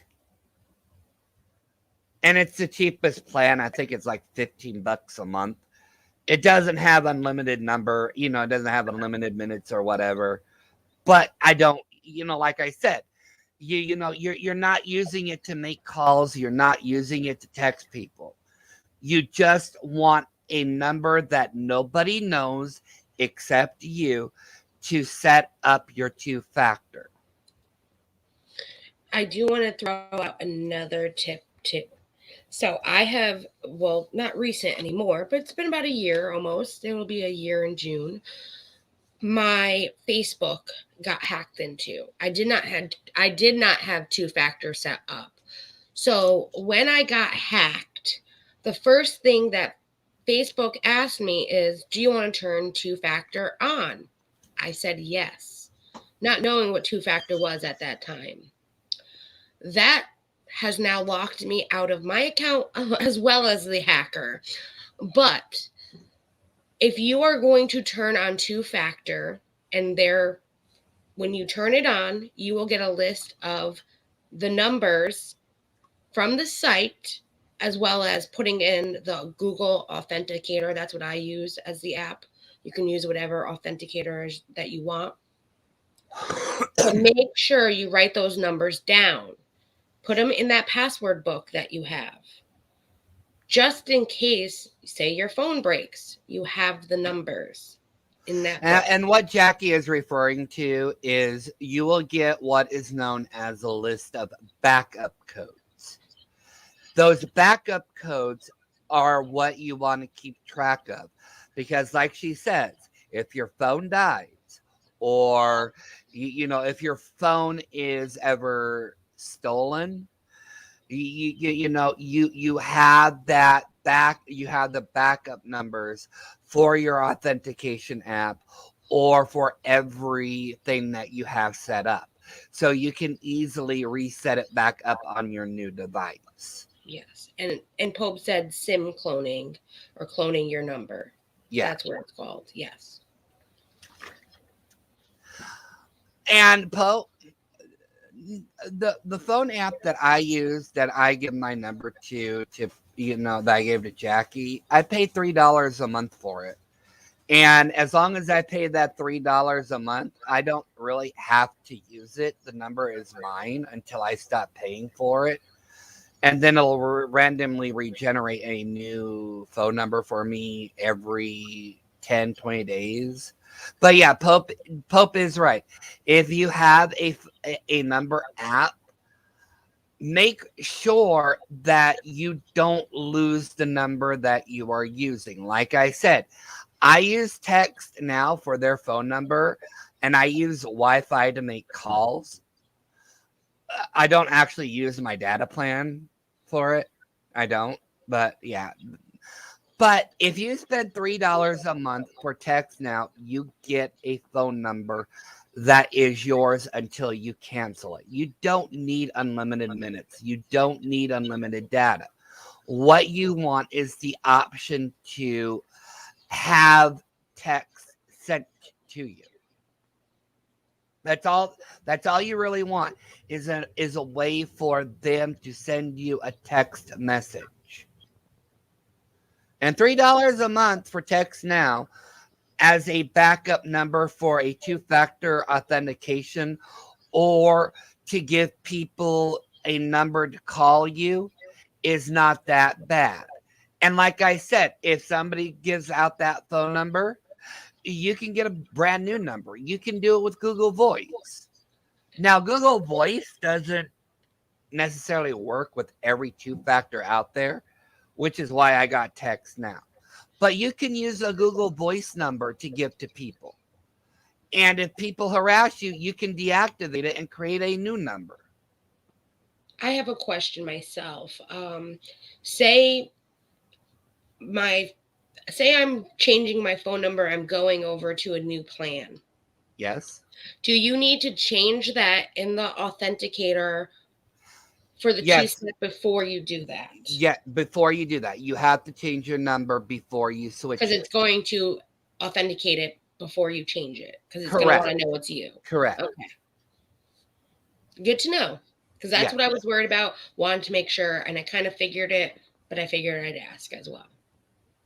Yes. So I'm new to the two-factor still, guys. I know. But yeah, so the way two-factor goes is if you have an old device and you get a new device, you want to keep your phone number on your old device active long enough to verify your new number and to verify it's you. Because if you don't, it won't accept that new number and it won't accept the new device. Even if you have the backup codes? If you have the backup codes, there is still a risk that they will want the new number. They'll still want to verify that it's you. Yes, or you can course, disable it before you switch numbers, but I don't. Okay. Which is, you can, which I understand completely if you want to do it that way, because you're not sure if they're going to turn the phone off before you get a new number. So that is a good way to do you it can as well. disable. Perfect. But there, like I said, we're just helping people out there understand that there are options. You do have rights. There are ways to protect yourself. We're sorry the stream is long, but we are hoping that you are getting information out of it. We hope that you will take our advice and realize that if you are doxxed or if you are in the process of being doxxed, there are legal routes that you can take and there are personal things that you can do to keep yourself safe. Here's something else that I will point out to you as well. If you are a creator on YouTube, if you are a creator on Twitch, if you are active on the interwebs in any way, shape, or form, let's say you have a business that you run out of your home. Let's say, not even if you run a business out of your home, let's say that people want to send you gifts or whatnot. There is something that you can do to keep yourself even safer. And I am on the pinpoint of this. And I'm going to say this. I may sound like I'm treating you like kids right now, and I am not apologizing for that. Okay? I may sound condescending. I'm not apologizing for that. So first and foremost, if you find that offensive, I'm not going to hold back. That's just dumb. There are things that you can do. Here are some things that you can do to keep yourself safe and to get packages from your stranger friends online. You can go to the United States Post Office and get a post office box. You can go to the UPS store and actually get an address through them. FedEx even has the option of setting up an address through them so you can accept packages. So there are ways that you can set up private mail boxes without having to give your real information. Yes. Without giving your real address. Post has a good one too. Amazon hub boxes. So yes. Those are locations set up where they have lockers that they will put your package in the locker for you. I was at Rite Aid just the other night and they had an Amazon hub area for packages. I was at Walgreens. They had that. So when you are getting gifts, say from an Amazon wish list, and you don't want to give your address, you can set up an Amazon hub area for you to go pick it up. And it doesn't need to be anywhere near where you live either. You might have to drive a little to get it, but that is a way to keep you safe as well. And I'm going to reiterate this. If you get a post office box, I'm going to add to that, not reiterate that, but I'm going to add to that. If you get a post office box, or if you get a a mailing address through the UPS store or through FedEx, make sure that it is nowhere near you. Make sure that it is a good, sizable drive. Now, some people choose to drive, for we're going to go in miles. Some people choose a half a mile. Some people choose a mile. Some people will drive 5 miles or 10 miles. My advice is to make sure that it's at least a minimum of 5 to 6 miles away from where you are living. The reason for this is that the farther you have to drive, the more twists and turns you have to take to get back home. So they won't necessarily be able to find out where you are because a lot of people won't even do that. And if you are taking an interstate or if you are taking a really congested road, you have a higher chance of losing people that are trying to follow you. Never have any type of mail service near you.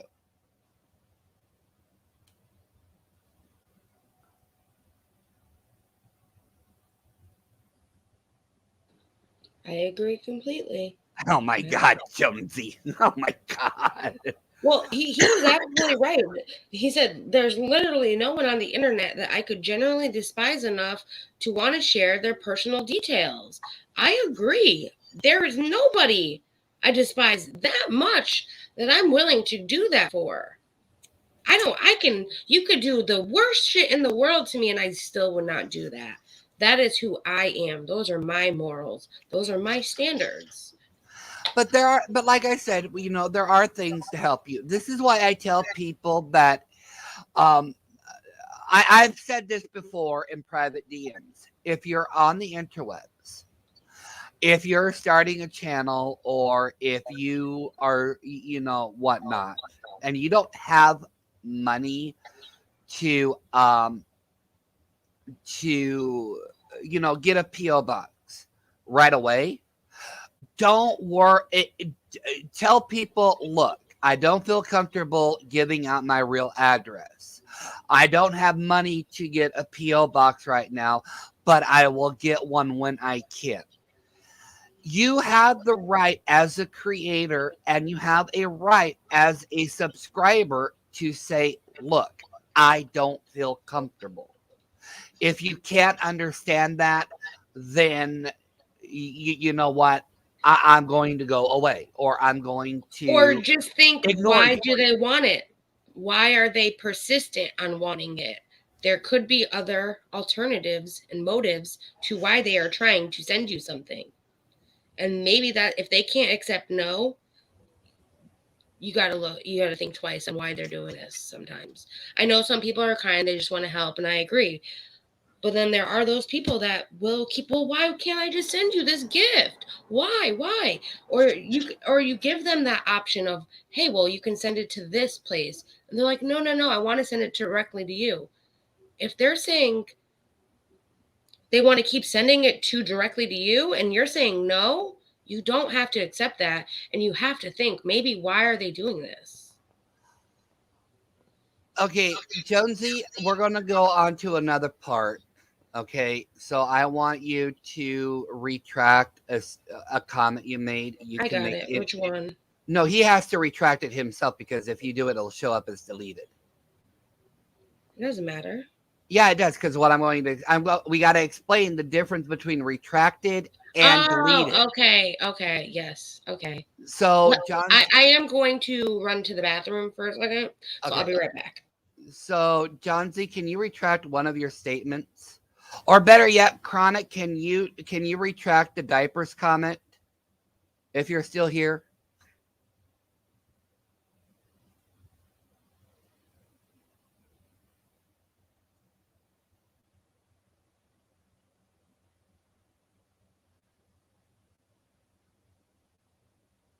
Okay. Now, when you see this message retracted, that means that that person deleted their own message. Okay. Thank you. Thank you, Chronic. Thank you. I just wanted to explain the difference between retracting and deleting a comment. So thank you. I appreciate that. When a message is retracted, that means that person deleted their own message. Now, if I do this, if I click on remove, that means the message was deleted. So you can see the difference between how a message is deleted and retracted. So if a message is retracted, that doesn't mean a mod deleted the message or a creator deleted the message. It means that the person who made the comment retracted their own comment. They deleted their own statement. However, when you see a message saying message deleted by so-and-so, it means that either a mod or a creator deleted the message themselves. That's the difference. Apparently, a lot of people are confused between what retracted means and what deleted means. So I hope that explains it.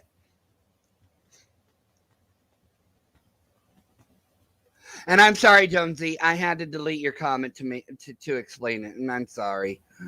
I didn't like deleting your message. I apologize. I am not wrong. See, because when I delete something, it shows up as deleted. Now, when it says retracted, it means they deleted their own comment. Correct. Back. Now, like I because that seems to be another issue that has been going around on YouTube where like people are like, they deleted my comment, but really they retracted it, but are making people think that someone deleted their comment when that's not true. Yeah. Also, and if you get hidden from a channel, all of your previous comments will get removed. That is just done by YouTube, not the creator. So when someone hides someone from the channel, all previous messages get deleted. The creator isn't doing it. YouTube is doing it. Yeah, I was grayed out the other night because I apparently said something that YouTube didn't like and didn't send it. So that also happens as well. So YouTube has their own censorship where if they don't like what you're saying in a comment, you could post it, but doesn't mean it will be posted. I know for a while you couldn't say the word Discord in the chat, which now YouTube and Discord have a very friendly relationship, so you can say Discord. But a lot of people's comments were being retracted through YouTube itself because YouTube didn't like the word Discord. YouTube did like a lot of words. Yeah. I remember. No, there was that. Does anybody remember the great big fiasco a while back? I think it was about 2 years ago, maybe 3, where people were trying to type in Amazon and nobody could actually send the word Amazon in freaking chat anywhere. Yeah, because they didn't want people. Yeah, because they didn't want people promoting Amazon through YouTube. It was the same thing with Discord, and then they made a deal, and now you can get like YouTube through Discord, and YouTube came to a compromise, and they're friends now. see, Chronic, their YouTube, it does actually censor people. So it's not necessarily the creator or a mod censoring you.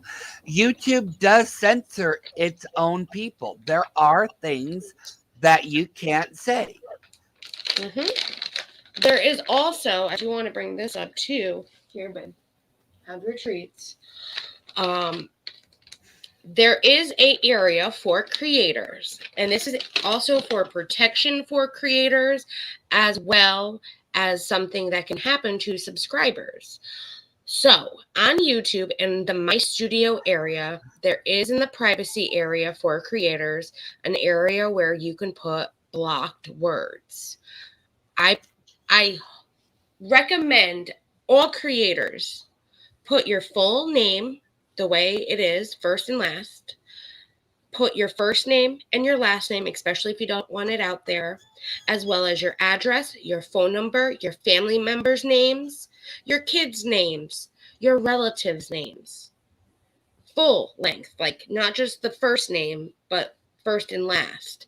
So that way, if somebody does come into your chat and try to dox your phone number, your relative, your full name, what happens on our end as a creator is it appears in the chat, but it says show or deny. And the mods can approve or deny it. And most of I have mods that know my blocked words to know to deny it. And say by accident, if another mod does not know, they still have that. They will still see that it was an approved comment, that they can go and look and see if it's one of the blocked words to delete it. It's a very, very better, it's a way to protect you, yourself, your family, and everything that you love and want to protect. Now, on the same notion, I am going to give advice to creators. I'm probably the last one that should give advice, but if you're a creator, here is something to think about. We're just helping. When you have your own channel, think about making your chat subscriber only and make sure that they are at least a subscriber for between 5 to 10 minutes. 10 minutes is more than is long enough for people to be patient and sit there and wait. The reason why you want to do this is that so not only can you protect yourself, but you are protecting your subscribers from bots, you're protecting them from trolls, you're protecting them from a lot of things. Now, a lot of subscribers do there's a lot of subscribers. There's actually one subscriber, one creator, I should say. There's actually one creator who I won't mention his name because he's a shithead, but he has his setup for 5 years. That's too long. 5 years? Yeah, you have to be a What? subscriber for this channel for 5 years before you can make a comment. No one's good. Okay.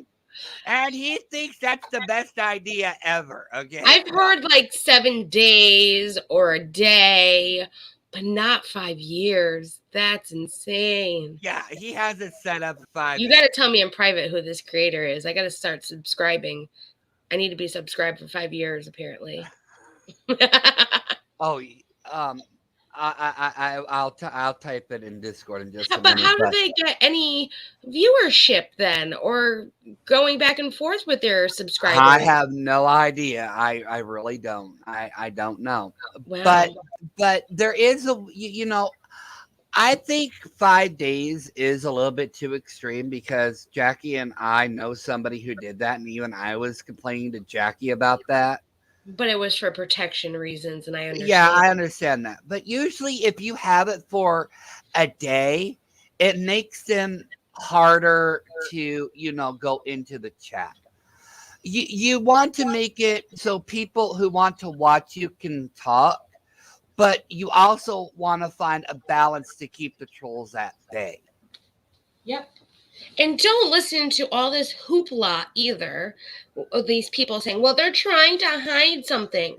They're trying to protect their channel and their subscribers along with bots and doxes and things like that.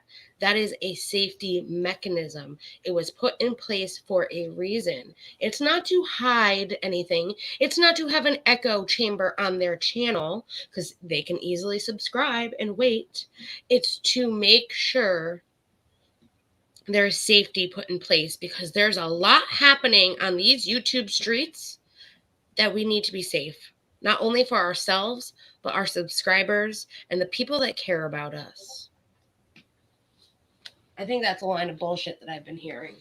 Well, they're only doing it because they don't want an echo chamber. No. Okay, and I just saw Discord. I'm going to say this right now. And this also comes under the privacy thing.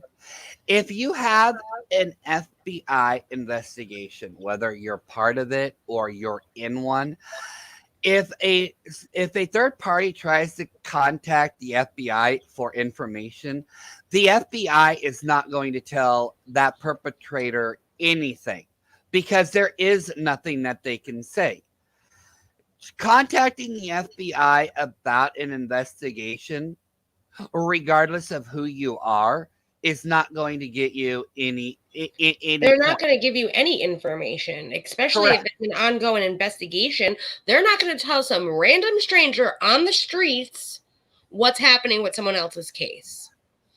You know, You can make fun of me for working in a law office all you want. I know the rules for a reason.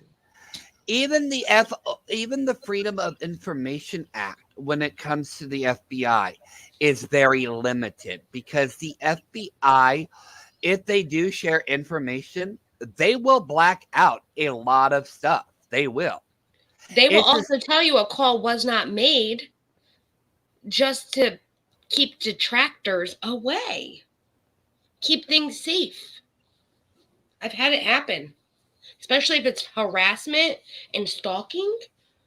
This has happened to me personally, where an ex-boyfriend was calling to see if I made a report on him, and they were telling him no report was even made, no phone call was ever taken, nothing. And they were telling him that because, one, they didn't know who he was, and two, it was protect my safety and everything I was going through.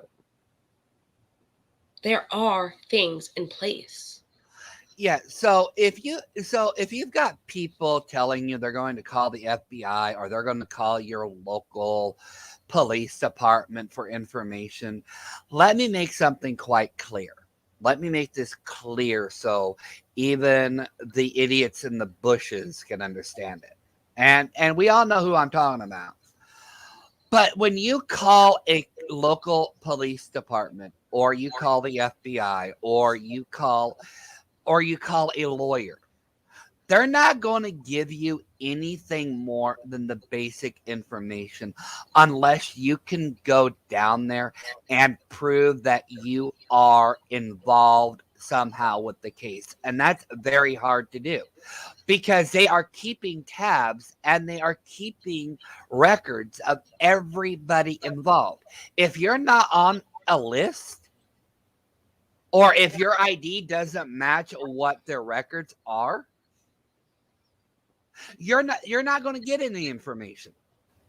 But even if you are on the record or on their statements, it doesn't mean that they're going to hand you over the information either.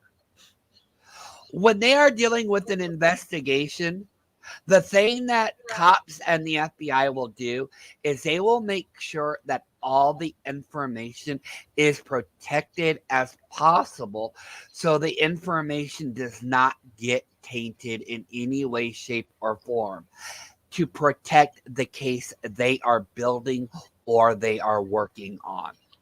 That is a fact. Real life is not watching Discovery. Real life is not watching. Well, let me make a correction.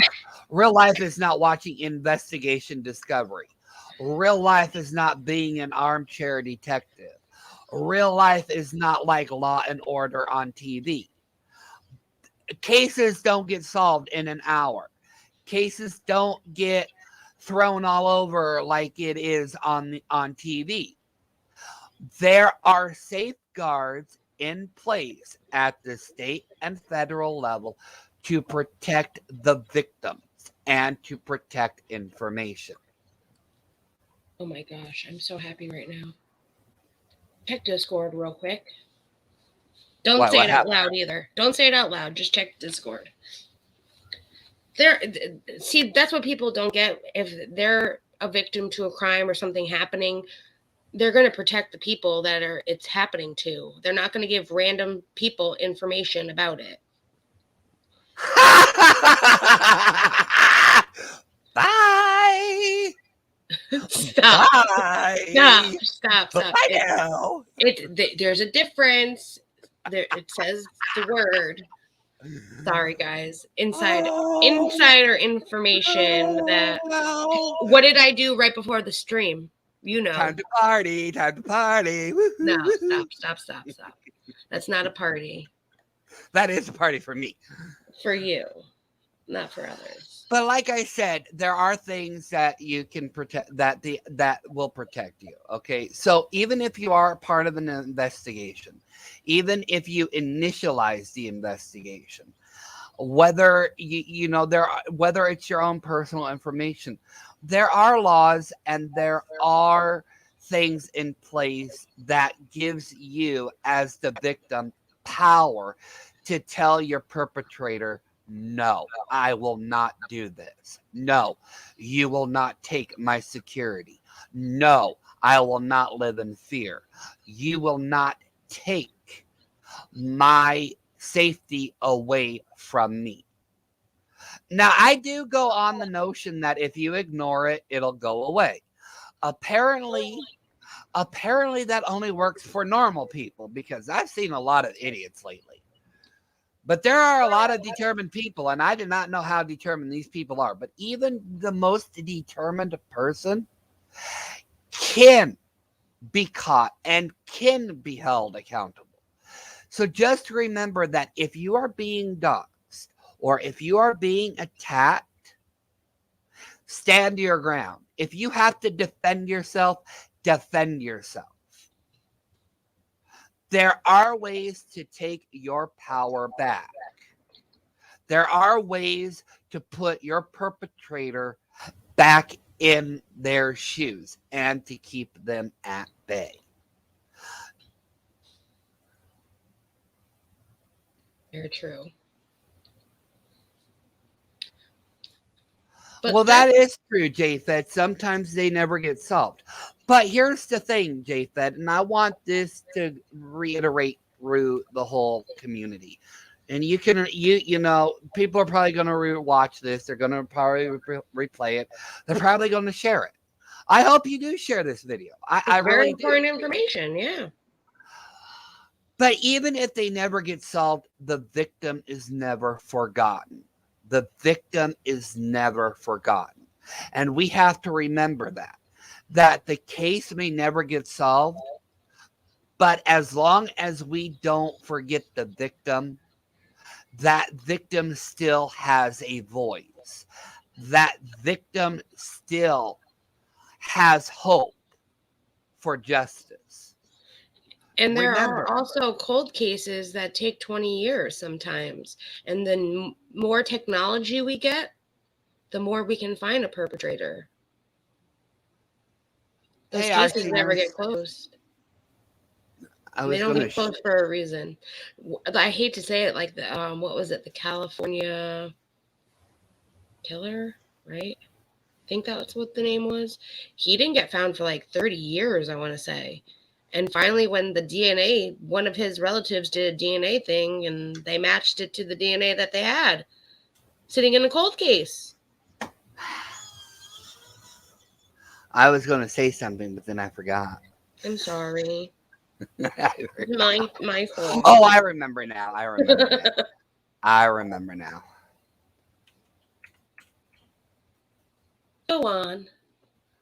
No, you continue. You continue. No, I'm done. I'm done. No, I'm done. I have to set it up. I have to set this up. Oh, he's setting something up. No, I do understand the whole cases, and sometimes they never do get solved. I watch a lot of ID mystery myself, and it's sad for those victims that their cases never get solved. But we can only hope and pray. Oh, no, never mind. That was the wrong list. Okay, so apparently Chrome hates me like fucking Firefox.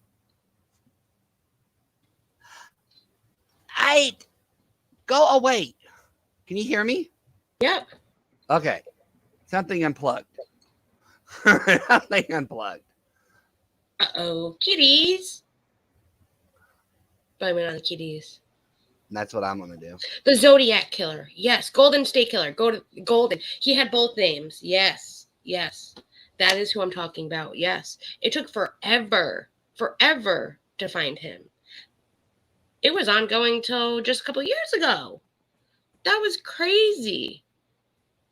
That was a very interesting case that I dove very deep into.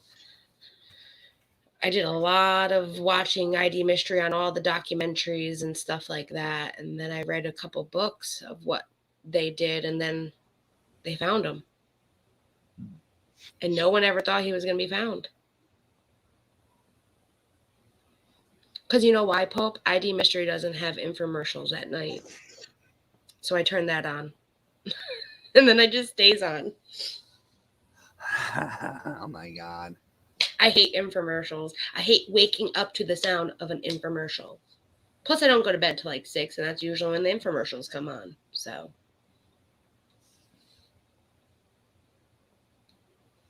I do want to say one other thing that kind of doesn't really go for this stream, but people need to stop holding other creators and subscribers accountable for what creators say and do. And that really is getting to me, because just because I'm in someone's chat supporting them does not mean I condone everything they say or do. And these same people that are saying, well, you were there supporting him, were the same people that were there supporting the person that has still been stalking me, harassing me, and verbally, emotionally abusing me. And I'm not holding them accountable for being over there, because I know it wasn't them. It was the creator. And some people don't see what someone's doing, and it takes time. Or some people try to handle it behind the scenes like an adult does and give their opinion. But if someone's personality or what they're doing does not change, if I decide to leave, that is my choice. It doesn't mean that, oh, well, you stay there for so long and didn't do anything. No, because that's how victims get manipulated and shit like that. Because they're made to feel a certain way. And just because I care about someone doesn't mean I condone everything they say or do. Dom's a perfect example. I love him to pieces. And best believe if he said something on this stream that I didn't like, he's going to hear it from me afterwards. I don't do it on the stream. I won't do it online. He is my friend. I care about him. I try to teach him, you don't say things like that. You don't do things like that. But if he continues and continues and continues, then I need to look deep inside myself and say, do I condone this? Do I really support what he's doing and he has not changed? And then I need to make that decision. And I think a lot of people are going through that, subscribers, creators, and friends. So don't listen to what they're saying, because those are the same people that were doing the same thing. You can like whoever you want. You can support whoever you want. You can watch whatever you want. Okay. So. Ooh. I had to share my whole screen, so if you see the screen going wobbly, now you know why. We're good. We're good. All right. So, the best VPNs that I have found have been NordVPN is the one that I use now.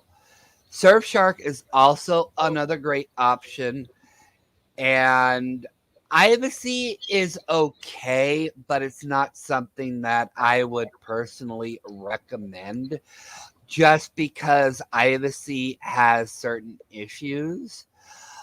But on NordVPN, we are going to take a look. So let's go explore NordVPN. Yeah, I know. Get this. 1 second, please, because I got to go to the actual website. Okay, so NordVPN actually hides your real IP behind a virtual network. So if people are looking for you, The only thing that they will find pretty much is your VPN. Now, VPNs aren't really the end all be all, but it does help. I'm always connected to NordVPN. Even when I'm gaming, I'm always connected. Yeah, ignore that. Ignore that because I am on my VPN. So so there is literally a way to protect yourself. What is a VPN? And this is what we're going to describe today. Nor a VPN prevents you from being watched or tracked. They help hide information that is really important, like your bank information, your personal information. And it's really actually important to set it up, especially if you are a gamer like I am, because you never know what you are going to, what kind of people you're going to walk into. You can also, if you have to use Wi-Fi regularly on a public network, it protects you. You can access certain content that is country specific. I haven't tried that one out yet. I have. But So you it can helps. I will say that does help. So I had to order something for someone over in the UK, and I changed my VPN to be in the UK as well. And it was easier to send it via Amazon that way to them via shipping fees being expensive coming, because for some reason, if you order it from the US, it ships it over that way. But if you order it from Amazon UK, it ships it via Amazon UK, which is cheaper. yeah. So how does a VPN work? And this is where it is. So you connect, this is you, then you connect to your ISP provider. Then it goes through a virtual private network. The virtual private network gives you a spoofed IP address, which allows you to connect to the internet. It helps prevent hackers from getting your information. It helps prevent governments from watching you, but there is a way around it. So before you try to do certain illegal activities, I won't mention what they are. Yeah, there's a way that they can get around it. It also prevents your ISP provider. Once again, if there's certain information, they're watching it. So we won't. Yeah, but it does help prevent websites from getting certain information. It does protect your personal information. It protects where you're actually located. It does help prevent phishing. It does help prevent people from sending you a actual virus to get certain information. Think of it like this. A VPN literally gives you pretty much a whole new identity. That's what it does. It gives you an identity that is like a ghost. Like it knows you're there, but it's not going to release enough information to make it look like you exist. Mm-hmm. It does not change, though, your IP address. Oops. That is for protection if people are not for other people, but for, say, something happens on the internet, they can still trace the IP address back. The VPN just helps to You do can other things. you can actually do that if you want to, JFed. There are people who do order stuff from Amazon UK. Yeah, exactly, Pope. A VPN is like a condom to protect you from getting STDs. It's true. Surfshark is also another one that you can look up. I've heard really good things about Surfshark. And I did try it, and I had no problems with it whatsoever. Once again, I'm not monetized, okay? So I'm not up here, so people don't think I'm monetized because I'm not. These are the services that I use. So Surfshark and NordVPN are the ones that I use. Now, a lot of people do ask what do I use for my actual computer? Well, I actually use where'd it go? I actually use Bitdefender.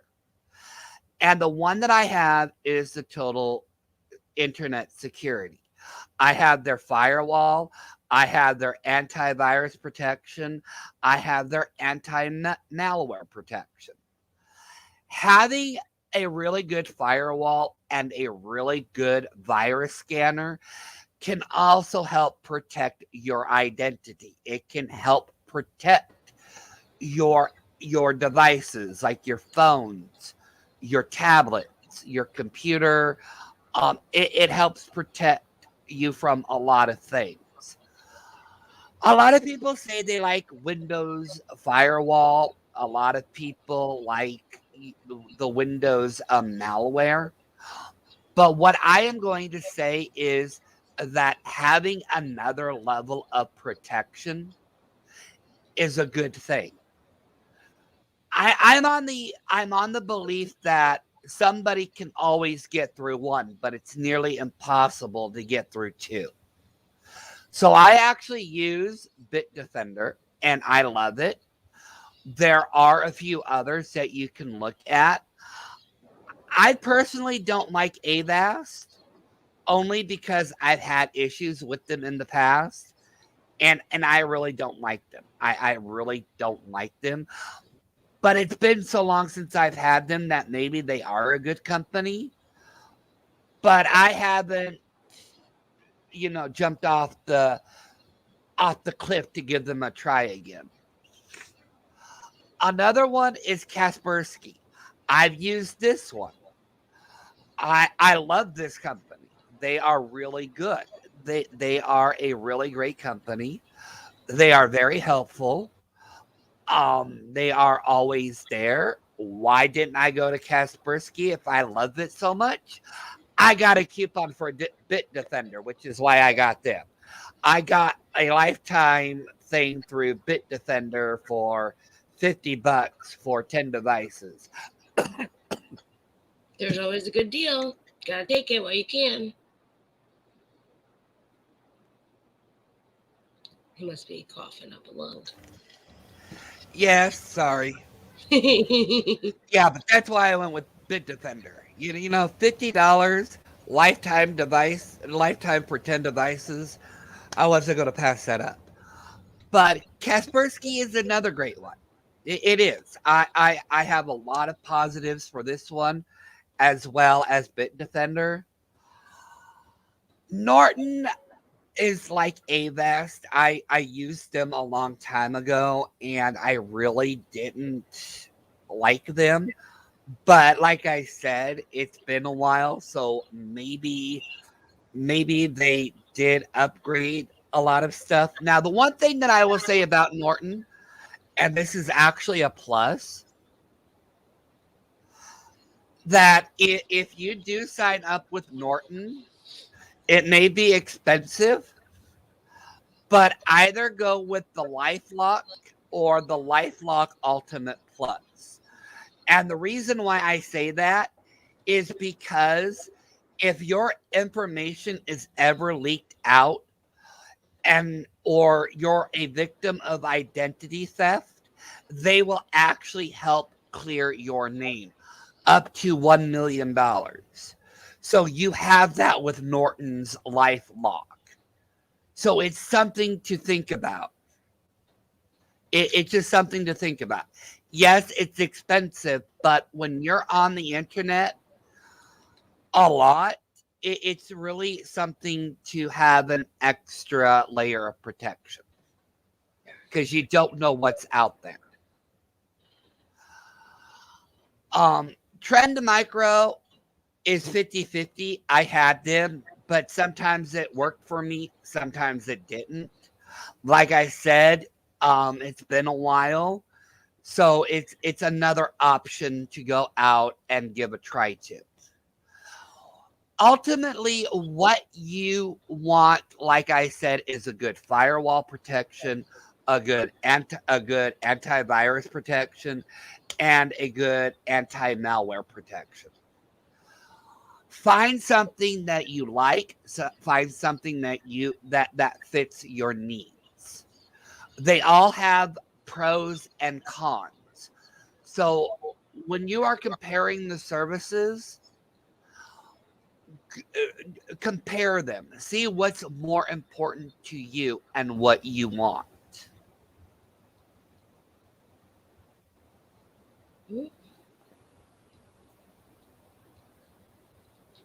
And I will make sure that Dom lists these in his description below for anybody watching that would like to look back and see what he suggests, like links to sites.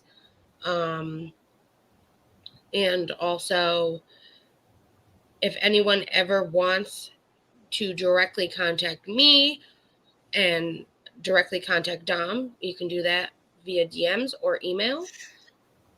And my information is on my channel, always in the description.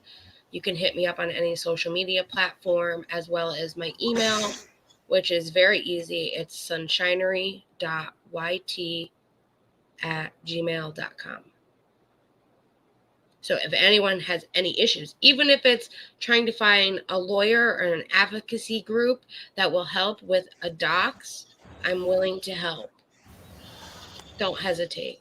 Yeah, we are here to help you. I mean, if you do have questions, I mean, we're going to do a follow-up. We already discussed doing a follow-up. So I will be checking my comments to see if anybody does leave questions. And we'll make a follow-up video to this as well to address concerns and questions that were not asked during this live, because we want you to have as much information as possible. We want everybody to be safe. The internet should be a safe space. And you as individuals have the power to make it safe once again. You have that power to tell people, no, this is not right. What you are doing is not right. No, no, no. Exactly. You can be a victim of a cybercrime. Being a victim does not mean you are powerless. It does not mean that there are no more options for you. It does not mean that you have to roll over. As a victim, the biggest problem that you will have to face is knowing and accepting that you have the power. Because once that power is gone and you feel like you're alone, it's very hard to think you can get that power back, but you can get that power back. Very true. It may not happen today, it may not happen tomorrow, it may not happen in a year. But you will eventually feel that you got your power back. You just have to keep reminding yourself that you will not let anyone put you asunder. And for all those people saying, why are they talking? Why can't you just get offline if this is happening to you? You are telling me to silence myself and just give in to what that person is doing to me. And I am no longer going to back down to someone doing these things to me that are, one, against the law, two, not right, and three, morally insane. They're morally insane. So do not tell any victim that is being harassed, bullied, stalked, getting false reports put on them, that they need to shut up. Exactly. Just get offline. That is not and how going you solve offline it. and going offline. Let me rephrase it. Let me reiterate this, okay? I know that was kind of mean, but this is Blackmailing how I feel. people, blackmailing people to do your bidding is actually a crime. It's a federal crime. That's called blackmail. It's called extortion. That's a federal crime. Doing that can literally land you not when once you go federal, there is no going back. That's fact. Federal is a whole lot different than your local law enforcement. When you do blackmail, when you do extortion, that's on a whole new level. The government does not play around. Backwoods cops may play around. Backwoods cops may not care. But if it's a federal crime, the FBI will swoop down, take over the investigation, and tell Mr. Backwoods Cop to go suck a fat one. And that's what they do.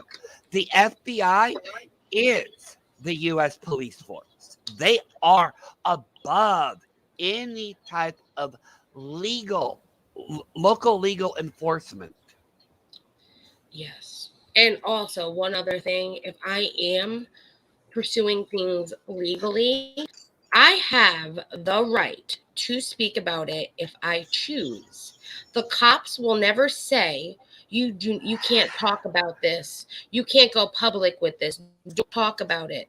Yes, it can hinder an investigation and it can make it worse. But you do not have to stay silent. The cops will never make you be silent.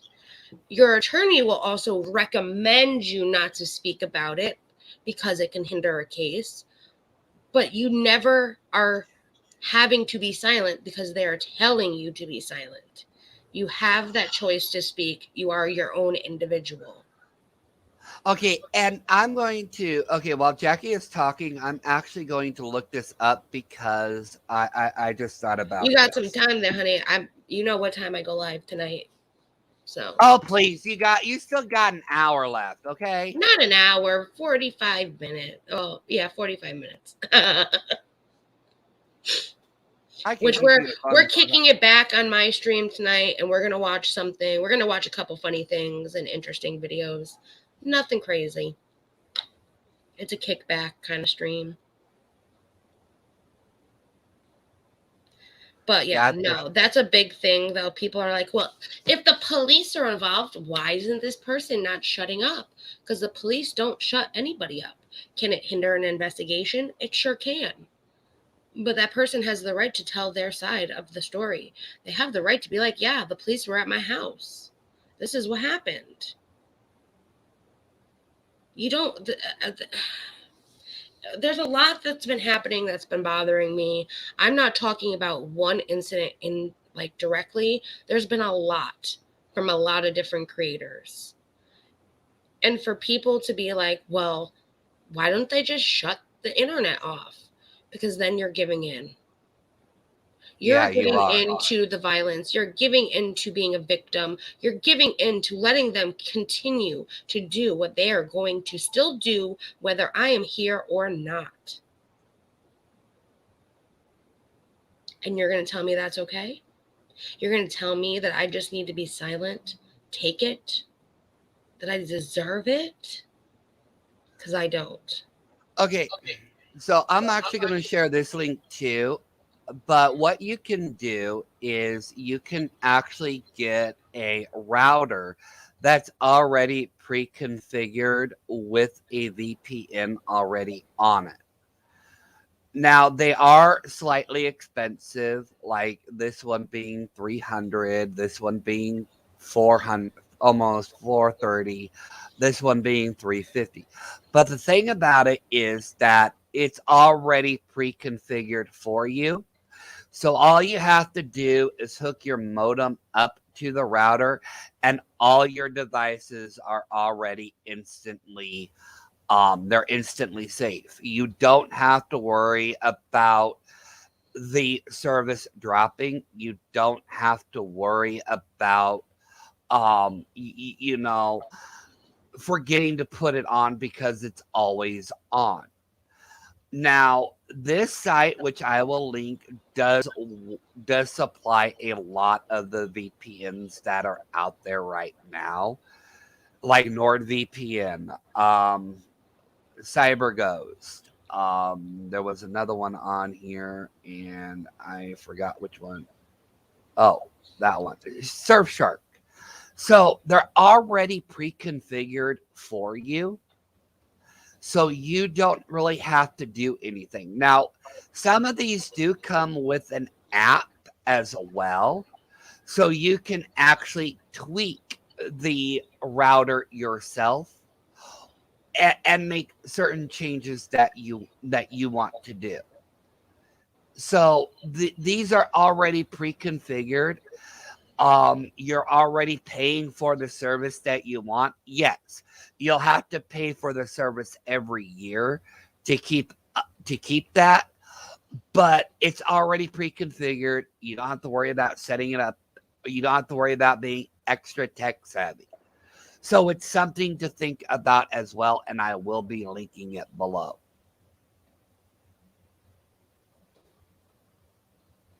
Hey, Kat.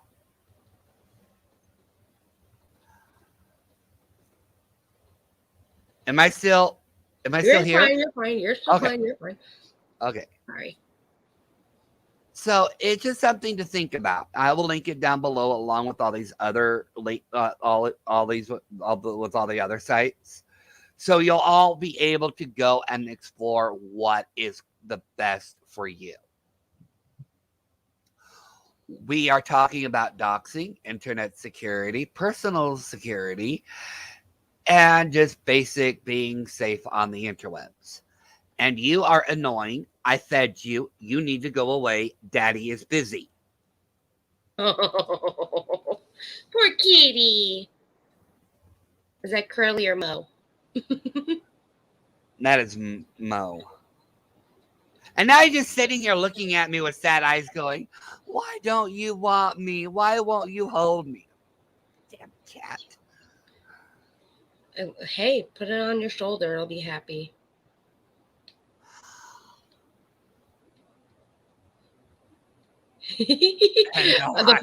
Yes, we are talking about internet safe sex. Safe sex on the internet. How to keep yourself safe. No, cat. I'm actually talking to my actual cat. You can sit on his shoulder too. He'd like it. His cat was grooming him the other night. It was pretty damn cute. The little baby kitty. Yeah, so there, like I said, there are a lot of options for you. Never feel like there isn't um that there isn't no options out there. Just remember that there are a lot of things, and something else that you can look into, which I just remembered, is look at your local community centers. Look at your local police department because they do sometimes have internet safety courses. So it's something to look into and explore. I do know that Google has one as well. I haven't done it myself, but when I was looking up stuff for today, they do have a course for free that you can take from Google itself about doxing and training overall and how to protect yourself. And I will put that link in the chat as well as give it to him to put it in the description as well. Yeah. So we hope the information will at least help some of you. We do. That's our intention. That was our intention of this stream. I know I just ramble on and just go. It happens. He likes to hear his own voice. I had to. It was a perfect opportunity. But we just want you guys, see, I care about you guys as subscribers, as friends, and I know a lot of people have been going through this. I know I myself have been going through this. And we just want you guys to know you are not alone. You are not. Oh yeah, Kat. There are a lot of crazy people out there, and it's getting worse. It's not getting better. Yes, it's only getting worse. It's getting worse. And if these people are doing these things, they might feel like they have the power because they are doing this to you or others. but Oh, they don't. and Pope, I just saw your comment. And yes, be very careful with certain apps or programs because they do not like to work together. However, Bitdefender and NordVPN, they work great together. They are awesome. I've had no problems. But when you are looking at stuff, try see if you can get a trial of something first to Yes. make sure that everything works together. Because if it doesn't work together, there's no point in wasting money on something that is not going to work absolutely perfect. Exactly. Oh, thank you, Sarah. Well, I do hope everyone has a wonderful evening. Like I said, I know I will be going live in a little bit, like a half hour, actually 40 minutes.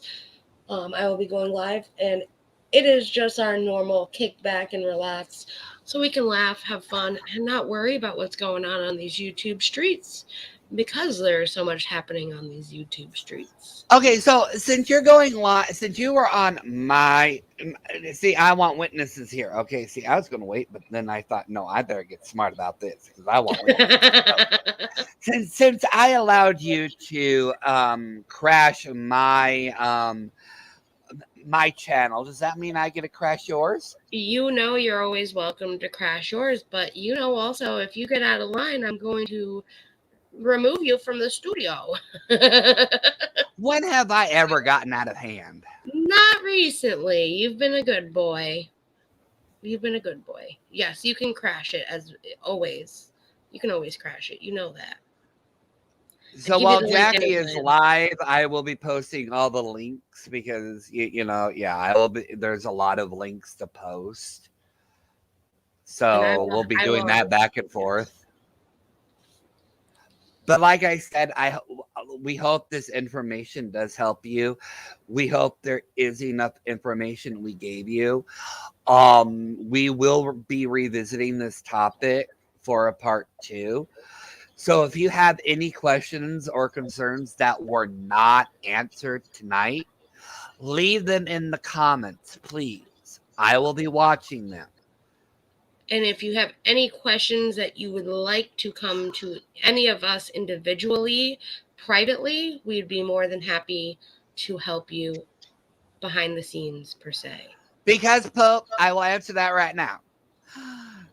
Dom made a boo-boo. Mr. Dom made a boo-boo. Uh-oh. I was trying to set everything up and I was trying to get everything organized and I accidentally deleted all my fucking intro videos. So the only one I had was on StreamYard because that's the only one I had backed up. So I have to go and re-download the intro, the new intro that you made me, and put that in my StreamYard. He also pressed live without me having Pope. You missed it because you were away.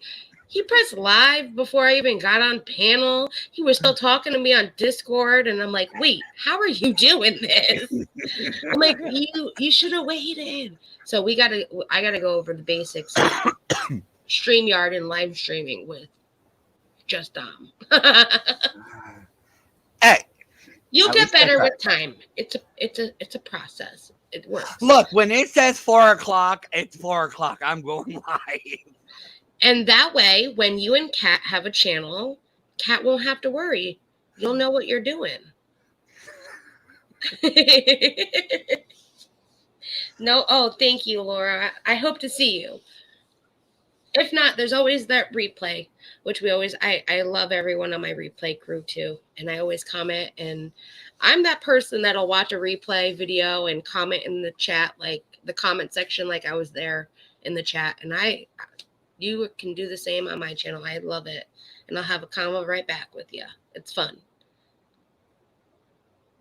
But it's been fun, guys. We've been here for almost 3 hours. But I do really hope that this helped you guys because I know it helped answer some of my questions that I had. And there's a lot of misinformation out there. And we just want to get the correct information out there and let you guys know, because there's a lot of creators saying different things. There's a lot of places saying different things. There's a lot of websites that you can search and it'll say one thing and it's another. But when it comes to actual laws and actual what is this, majority of it is all the same. It's just the people that are relaying the message that they're not. And there is misinformation going out there from some creators saying that what they're doing is not illegal, when in fact I did show that it is illegal. There is a federal law for stalking, harassment, and cybercrimes. So and I even gave the federal code for it. So when people say there is no code for it or there is no proof, there is proof. But also remember this. If you are in Canada, if you are in the UK, if you are part of the European Union, if you are in Australia or New Zealand, look at your federal and local codes for you.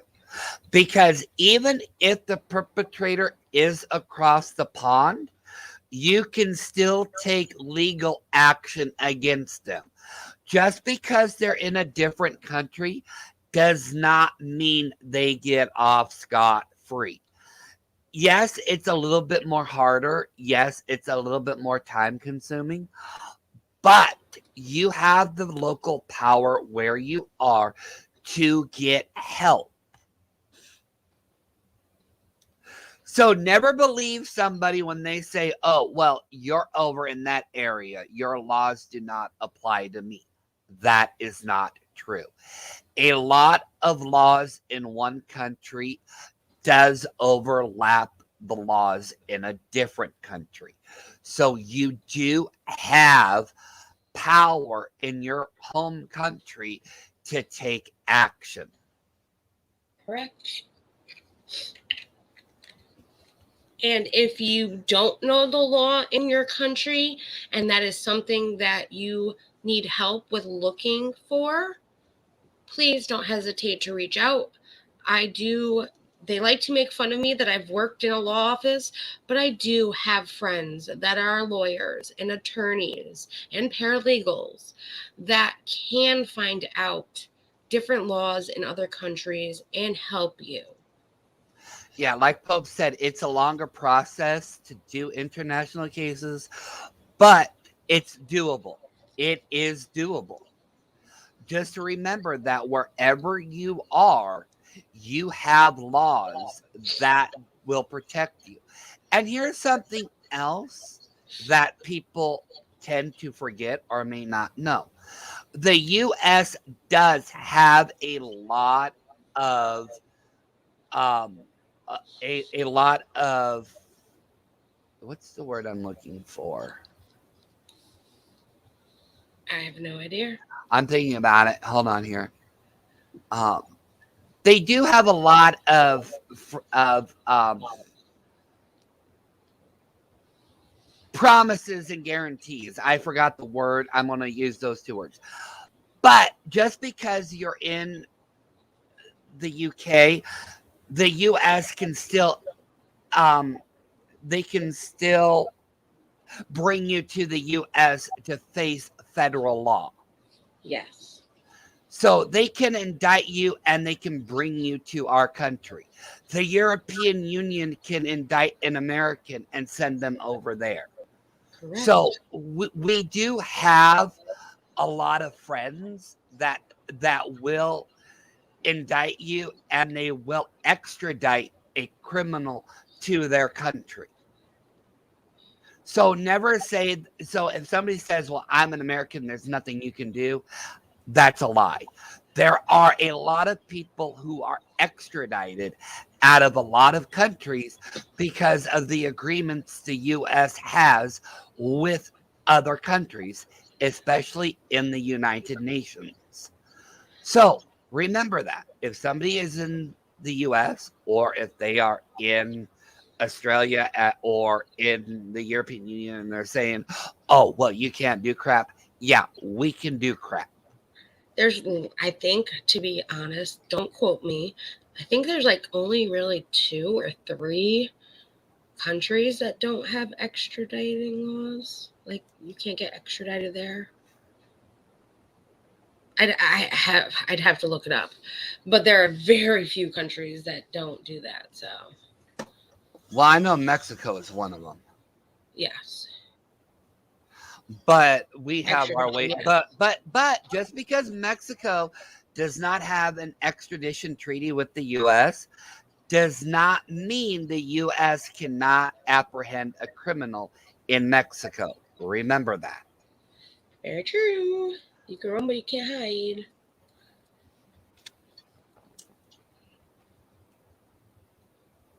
So, like I said, just because you're in a different country doesn't mean that the perpetrator is safe. You can go to your local legal representative. You can look up the laws. You can go out and get advice from an attorney. A lot of attorneys will give free advice. Here's something for you, and I'm going to point this out.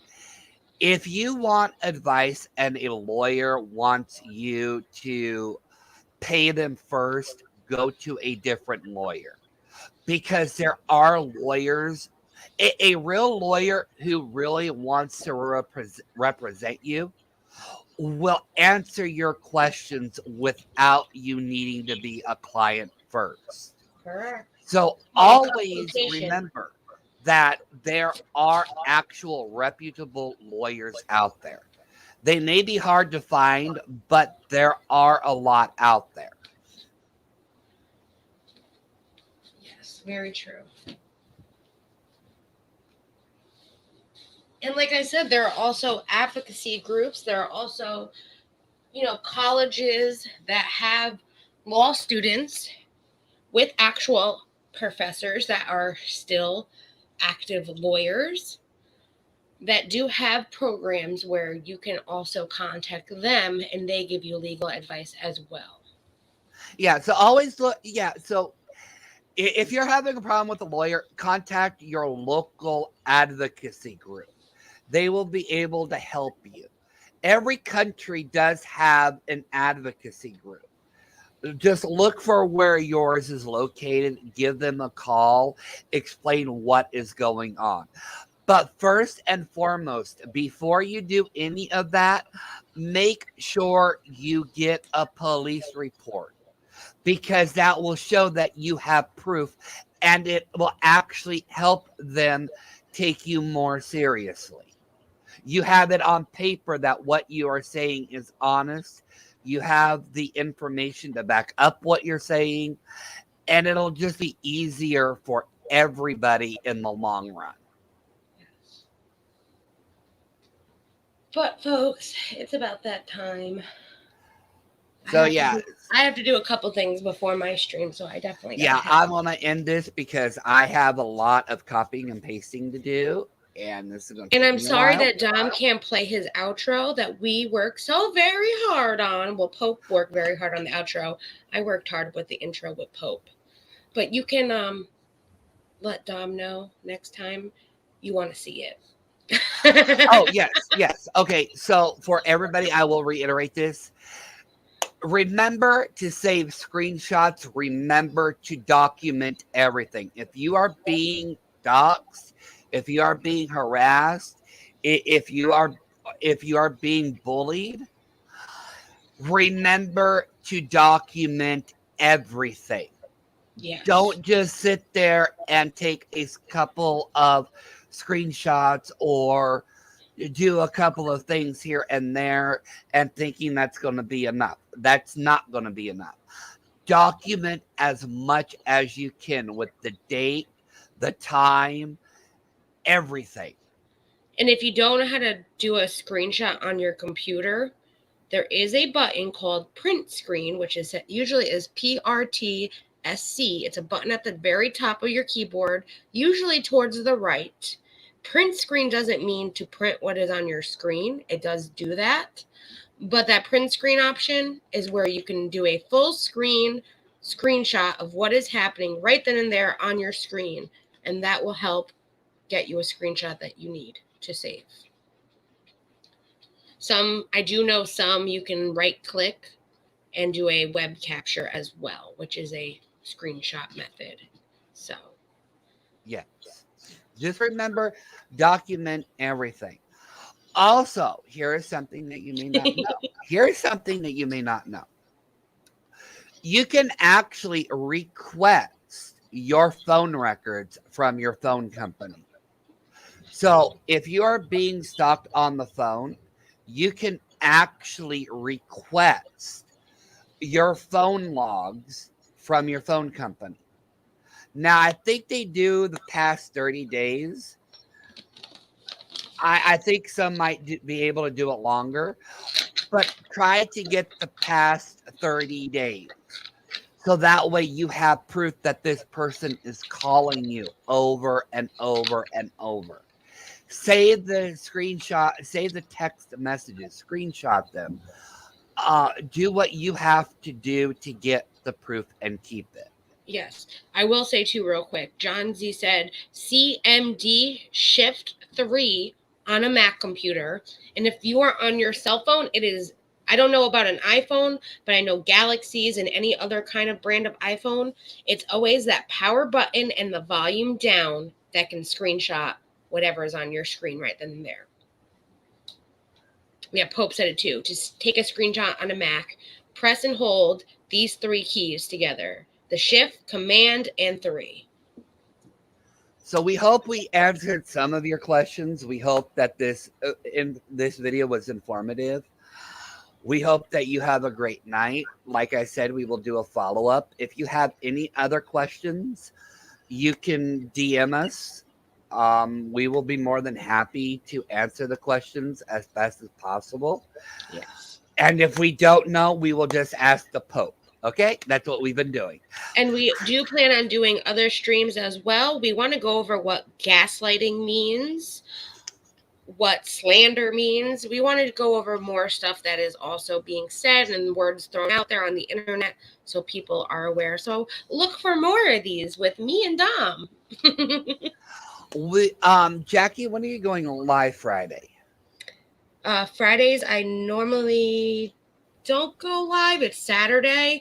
So Friday is like a maybe day I go live. So okay, Jackie, you're filled on Friday. So right. Friday we will talk about gaslighting. Sounds good.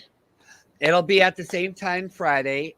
So I will actually make after I do this video, get this done, I will actually post a new video for Friday. Can I make the thumbnail?